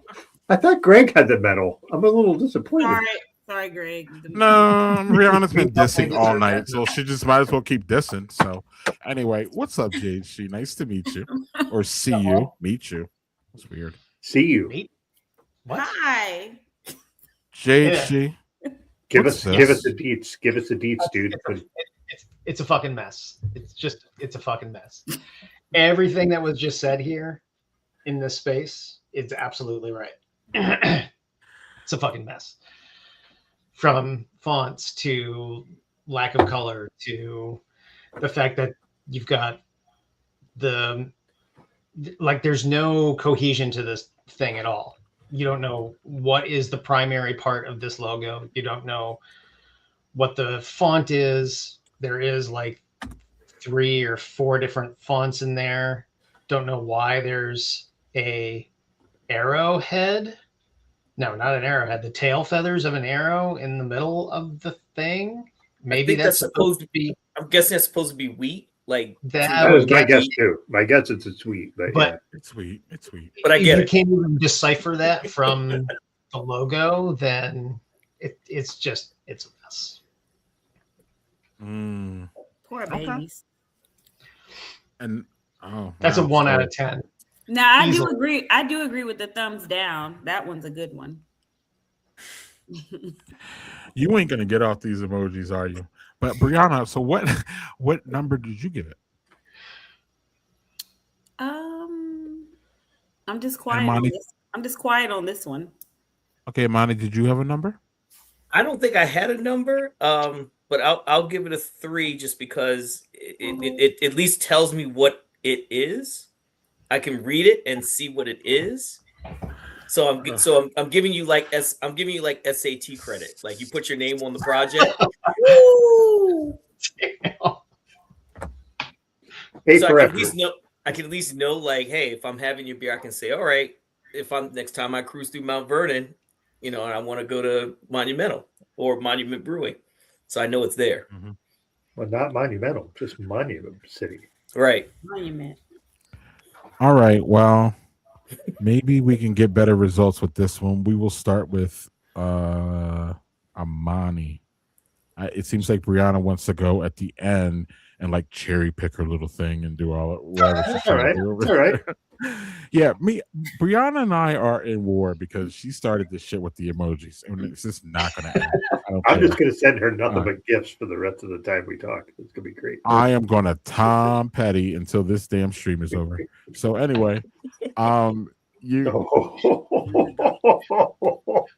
really coming for Maryland's neck today, aren't you? I'll just come out first and just say I'm not fooling with this one. I'm not feeling this one at all. You coming for Maryland's neck? What's up with Guilford Hall Brewery, Imani? You're gonna get me in a lot of trouble with Maryland breweries tonight. Golly. I have a friend who literally lives across the street from Guilford. So Imani, that's not their fault. Doesn't mean they have to be a stand for Guilford. They just live across the street. Imani, I think you were in the comment section when we were doing Wisconsin breweries, and I just said I was going to pass while these guys were tearing up Boulder Junction, who is in my fucking collab. Y'all went out and killed fucking Boulder Junction, the third woman brewery in Wisconsin, and all this shit. And y'all were like, Boulder Junction looks like it's in Canva or whatever the fuck. So I'm sorry. Don't be sorry. I'm just making a comment that you're coming at Maryland's neck. I know. Well, Joel gave me 4 Baltimore for last week because last week was Matt Pressberry. So he gave me one because of Matt Pressberry, and I had 2 left over. So that's why we're here. So, Imani, if you would like to pass, you can. And we can give it to Doug because I think Doug's going to tear this one to shreds too. I'm happy to go. Terrible color choices. I feel like the name is actually kind of cool.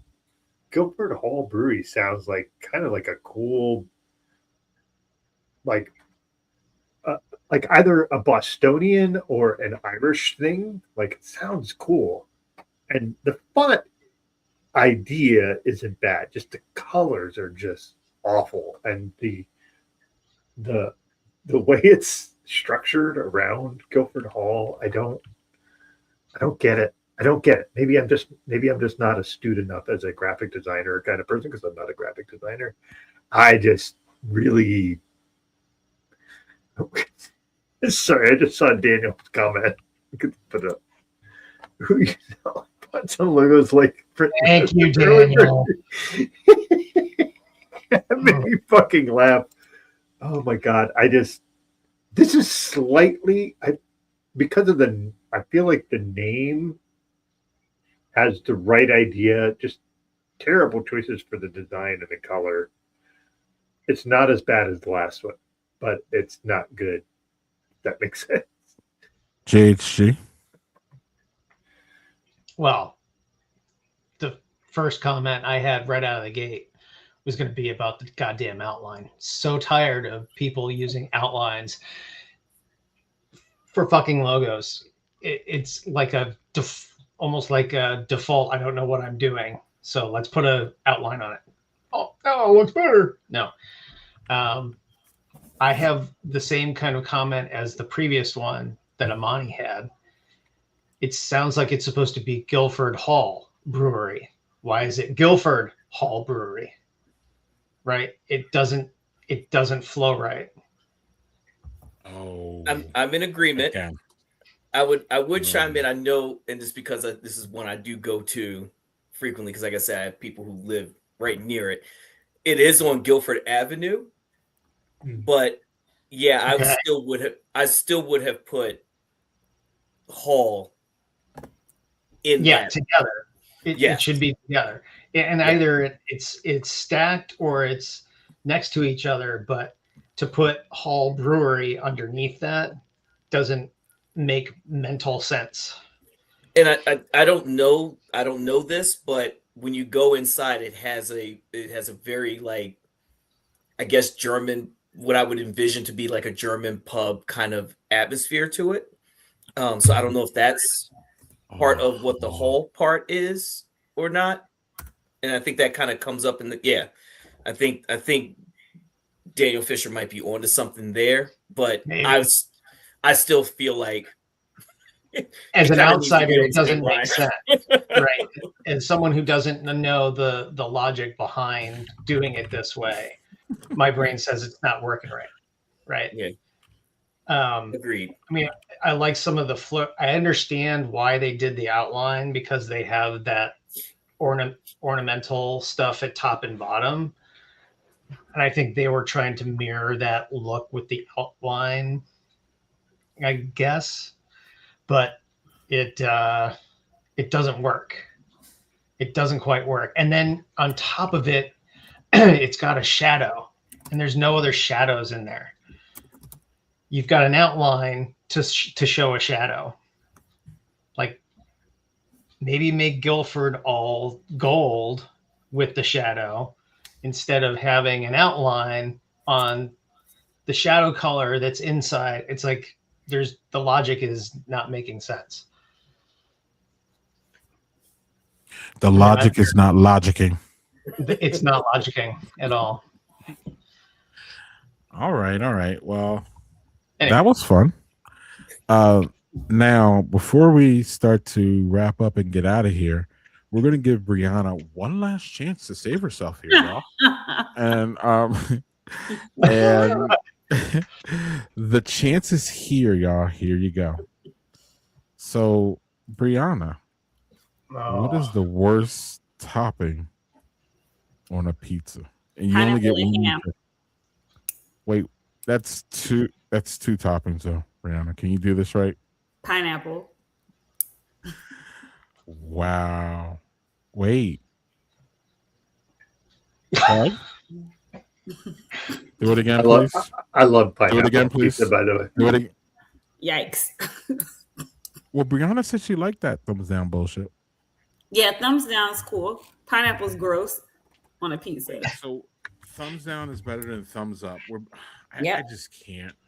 Yeah. Doug, what is the worst topping on the pizza? Can you get this? Olives. Fucking olives. And olives I love on pizza. olives on my pizza. Olives are terrible on pizza. Black The olives. only thing that gives it competition is anchovies. Oh, that's gross. Anchovies are great if you mix them in a salad because you can mash them, on top There of you go. pizza. There you They're go. terrible. She didn't like that. Didn't like that comment, Craig.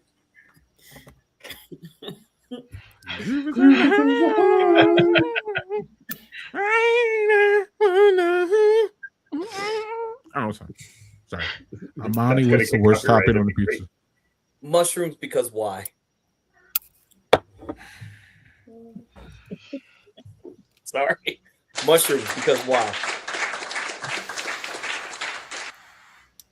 You ain't wrong. I like the response. I can see where Doug's coming from with regard to anchovies, with regard to olives. It's too much salt. You're adding too much salt. Yeah, that's part of it. Mushrooms don't really taste like much of anything, and so it makes me just feel like you're not adding anything here. So why? Mm-hmm. Yeah, that's part of it. Is like I have to watch sodium intake for obvious reasons, but like I actually don't like the taste of olives. Like even if they're just the texture is the texture. What are you for? Yeah. Brianna just giving us the stank eye over there. What is up? Oh my god! She hasn't been here for like 8 months, or Doug, and she comes in like a wrecking ball. Just bring the staff, baby. Bring it. JG, what is the worst topping on pizza, and what will never appear in a pizza in your house? Well, I can't say that I don't like anchovies on a pizza because I don't think I've ever had anchovies on a pizza. And that being said, all of you are wrong. All of those toppings are good on a pizza in one way, shape, or form. It's how you put it together. So just non-existent on the mushroom. Sorry, No, that's not that's just No. that's the shape and form, not there. Go ahead. I'm sorry, Jay. Yeah, let's hear what he has to say, since everybody's wrong, Brianna, right? Like, right. come on. You know what I mean, Brianna? Like, everyone's wrong. So here. What is it, Jay? You're wrong. Is it magical? Look, it's Black History Month and it's Pisces season, so I'm just here for it all. Wait. So it's Black History Month, so we can ignore the white man's comments. Is that what I heard? No, I want to hear. You took that and ran with it. You took that and ran with it. Mm-hmm. I did. JHG, can you just tell us the answer and stop being a goofy white dude? I just told you. I haven't found a topping on a pizza that I haven't liked. So it's a non-answer. So it's literally not even an answer. You're like dunk. Pick a side, man. Pick a side. Pick a side. Stand on something. That was literally the wrong answer.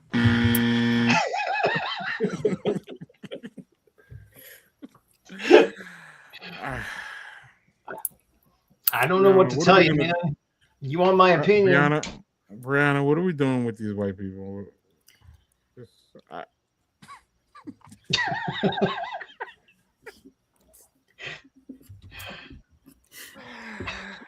JHG, it's good that you're not a Nazi because, damn, man, you're making it rough on me here.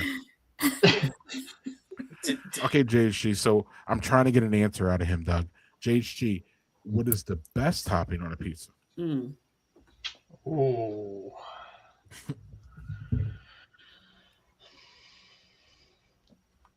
If I had to only choose one, it would either, probably like a ground sausage. Go meat. I'm not mad at that. Okay. Not That mad or at that. pepperoni. That's a good one. Yeah, pepperoni. You can't go wrong with pepperoni. Is that your answer, Brianna? That is my answer. Some boring old basic pepperoni? Are you gonna at We're least gonna go exotic now. What about those little He's gonna go exotic. crust up? What about Those are crusty little amazing. ones? Those are Yeah, good. okay. Yeah, like pepperonis. And the red roasted peppers. Oh, But they have to be roasted. Ooh. They have to be the red roasted peppers. Okay. You're gaining steam here. You're gaining steam, Brianna. You're coming back. You're coming I never back. lost it. Wow. Imani, what is your favorite pizza? Favorite pizza is going to be pepperoni and arugula. Ooh. Pepperoni and arugula. Arugula? Okay. Yes, sir. So arugula has that. It gives that like balance to the pepperoni salty. It's like peppery. It's peppery. It's It's putting like pepper on it. accent. It's Yeah. like putting pepper on your pepperoni. I'm here for it. Oh. Okay. But it's green, and you can Down. tell it's green, and you can tell people you ate something green that day. there you go. There you go. You were, Love you know, it's like reading. It's like watching a movie on with subtitles and telling people you read all night. Rich people pizza. I like Chatty House After Party. That's our guy Manny. Mhm. Oh, I met Manny. Mhm. The Manny, the cereal. Yeah. Yes. The serial offender. Doug. All right, Brace so- for Doug's answer here. It's a brace for it. My answer is twofold. It's either it's a tie. It's Don't say raisins. no. It's mushrooms. I fucking love mushrooms. Marty. Sauteed mushrooms are fucking delicious. He might as well have said raisins. Go on. Yeah. No. The other one is the problem is I like Hawaiian pizza, but I can't have the ham. It's nasty. And that sucks because then pineapple just by itself on pizza is not good. Pineapple with a salty element is great. So it's probably mushrooms. Brianna, just so you know. Manny, you are not a cereal. You were the cereal guy. I remember you that. I am not an animal. Doug, I agree with Manny. You can be yuck all you want. I fucking love pineapple pizza. I just can't eat it anymore. No. We're not yuck. You're the fucking yuck. Oh no. Yeah, that's Really? totally fair. Well,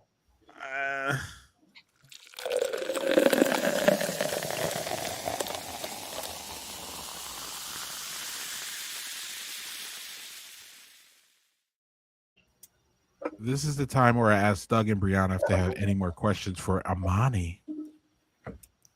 Imani, I think I've asked you a gazillion questions already, but it was a pleasure per usual. Yeah. Thank you. And I know we've talked, and I have a care package in mind for you. Yes, I'm so sad you're not going to be in New Orleans. I'm too sad. These two talked me into New Orleans, so now I'm there. I think you're going to have a blast, and I think this is going to be a really good. I think it's going to be a real good event. My life just is not allowing me to make my way there at this point. I'm right up the road, so New Orleans. I'm a skip and a hop away from New Orleans, so respect. I go to New Orleans just cause. So sure, I'm grateful. But when you guys go to the big one, that's the one I won't be able to go to because that one's a little far. But I get it. Believe me. Doug? Man, listen, we've had Imani on multiple times. Man, he's a good friend of ours. I don't have a lot to ask because he's a fucking stand-up guy. I fucking love that man, and I'm just glad you're here and hanging out with him. So thank you, Imani, for being here. Thank you. I feel the love, man. Really do. JC, you came late, buddy. JC, do you have anything? I don't have anything. No, it's great to see Imani in the flesh, so to speak, instead of typing it away every day. Right. I see you got the Diamondback shirt on too. Wow. So, Brianna, what did you have this evening to drink? It's empty now. Oh. I started with a half of it though, so I didn't start with a full. But I had the Longevity sparkling wine. It's a black-owned sparkling wine. It's a Blanc de Blanc, which just basically means that it was only they only use white grapes to make it. Definitely check it out if you're looking for something crisp, if you're looking for something light.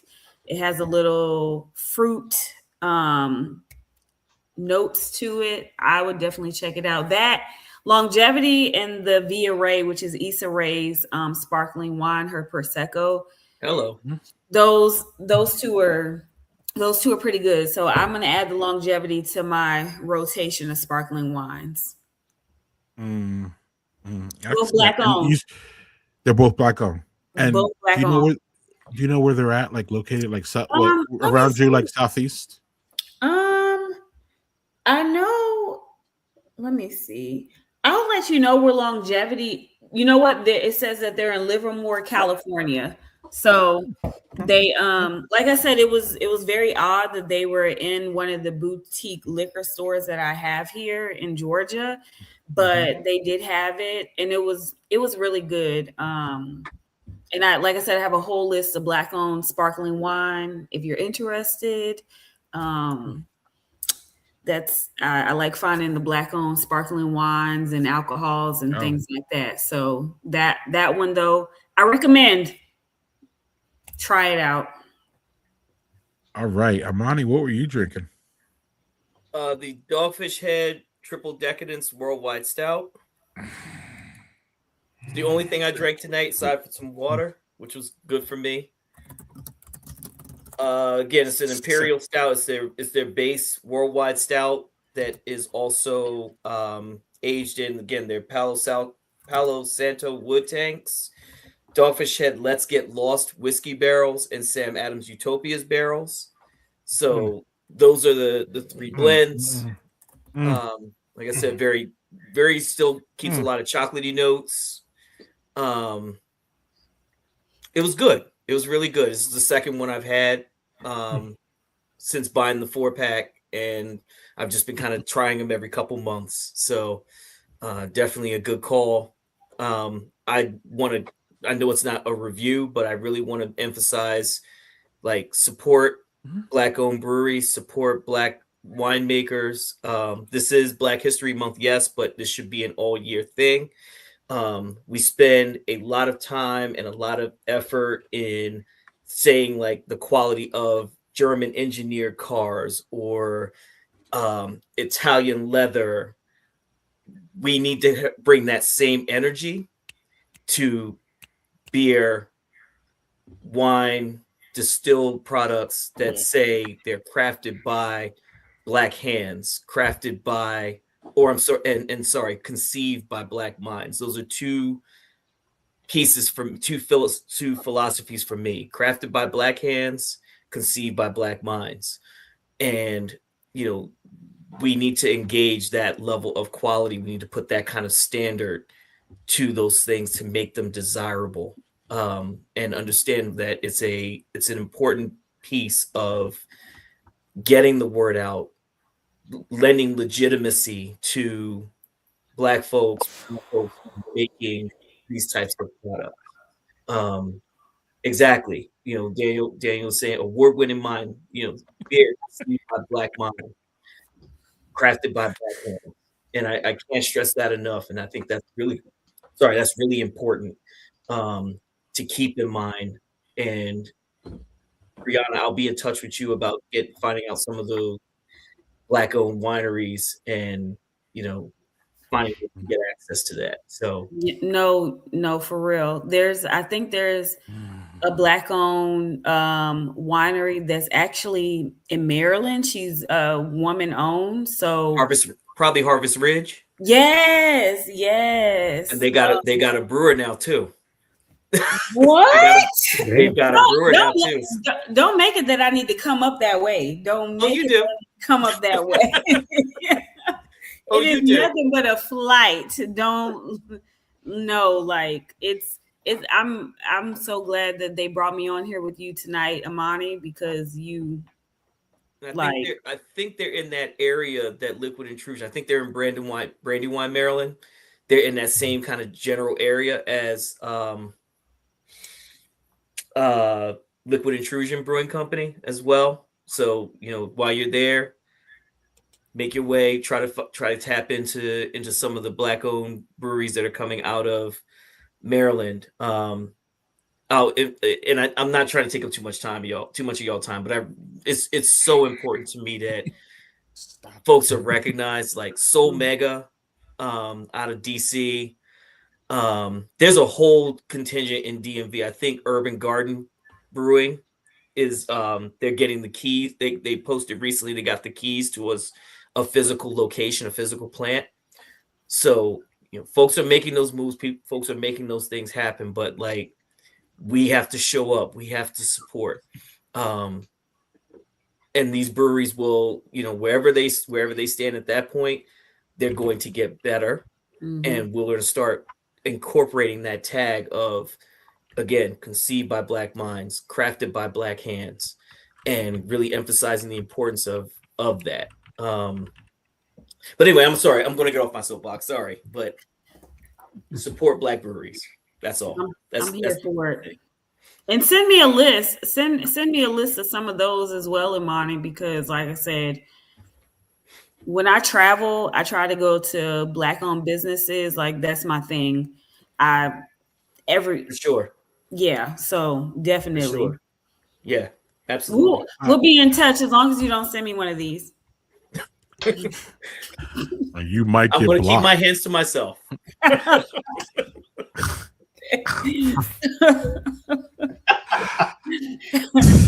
I'm stop fooling with y'all. I'm not messing with y'all tonight no more. I'm done. I almost wanted this hit end stream at that. That was just like a mic drop. But I do want to remind Imani that this is his soapbox because we invited him to be here to talk his shit for 2+ hours. So again, it's all love, Doug. Man. Or I love him, man. All love Imani. All love you. Listen, you talk as much as we want. I'll stay here and keep the lights on, and you know, Brianna can go fall asleep, and Doug can go pass out. And, tell him my business. Right, Doug. What did you have before we get out of here, please? So I had 3 things. This one I didn't really talk about on camera because we were busy. This was a French toast stout from 903. Those too. So this was very sweet, and it was only for 903. 903 is very well known for their super high ABV stuff. This was for them very low. It was 7.6. It's a French toast out, so very syrupy and scent and flavor. It was okay. Second one's an OG. It's the Heady Topper IPA. That's just fucking good. Everybody knows what it is. My favorite thing was this baklava brown ale from Strange Bird. This was super fucking delicious. And it's not a high ABV. It was 6.5%. Like 6.5 is not anything to sneeze at, but really tasty and good. So those are the three I had for the show. All right. And the three that I had here were, I had this one, but I didn't tell y'all. It was, oh yeah, it's the official beer of the UW Oshkosh Athletics, y'all. Titan Gold. It's a basic lager, what the college kids drink. Pretty good. I had this overly coconut sour from Oso. If you like coconut, you'll like it. I didn't really get much of the key lime. I got too much of the coconut, so it wasn't my thing because coconut's not my thing. If you like coconut, you'll like this. And lastly, I had Some Nerve Brewing, some weird ass brew that they gave me. I think he said that like there was like a mix up in the brew house and like it's just a weird one. So it was a weird one at 5.7 from Some Nerve Brewing Company, Minotaur Ash Waters. And next week is the last week of Black History Month, and we will have someone that is very familiar with two of our guests, Angie Thomas, who is from Being Black and Craft, and basically Being Black and Craft. Y'all two were guests there. I kind of like to say that it's the like go-to source for Black craft. Mm-hmm. So whether it's beer, whether it's what I mean, and Angie's just dedicated, and we all love her. So it's going to be a wonderful end to Black History Month to have Angie here talking about all the things that she does. And on that note, we're getting out of here. I want to thank Imani for being an amazing guest. I want to thank Brianna for being an amazing co-host. I want to thank JHG for being an amazing graphic artist and one of my best friends in the world. And of course, one of my best friends in the world is Doug. And I appreciate and love all of you, even though you get on my damn nerves, all of you, besides Imani. Imani does not get on my nerves. The rest of y'all, I don't even have my outro loaded. It's not needed. What you need is a gift, but you don't have one. We have a gift. What I need to do is, and then we can do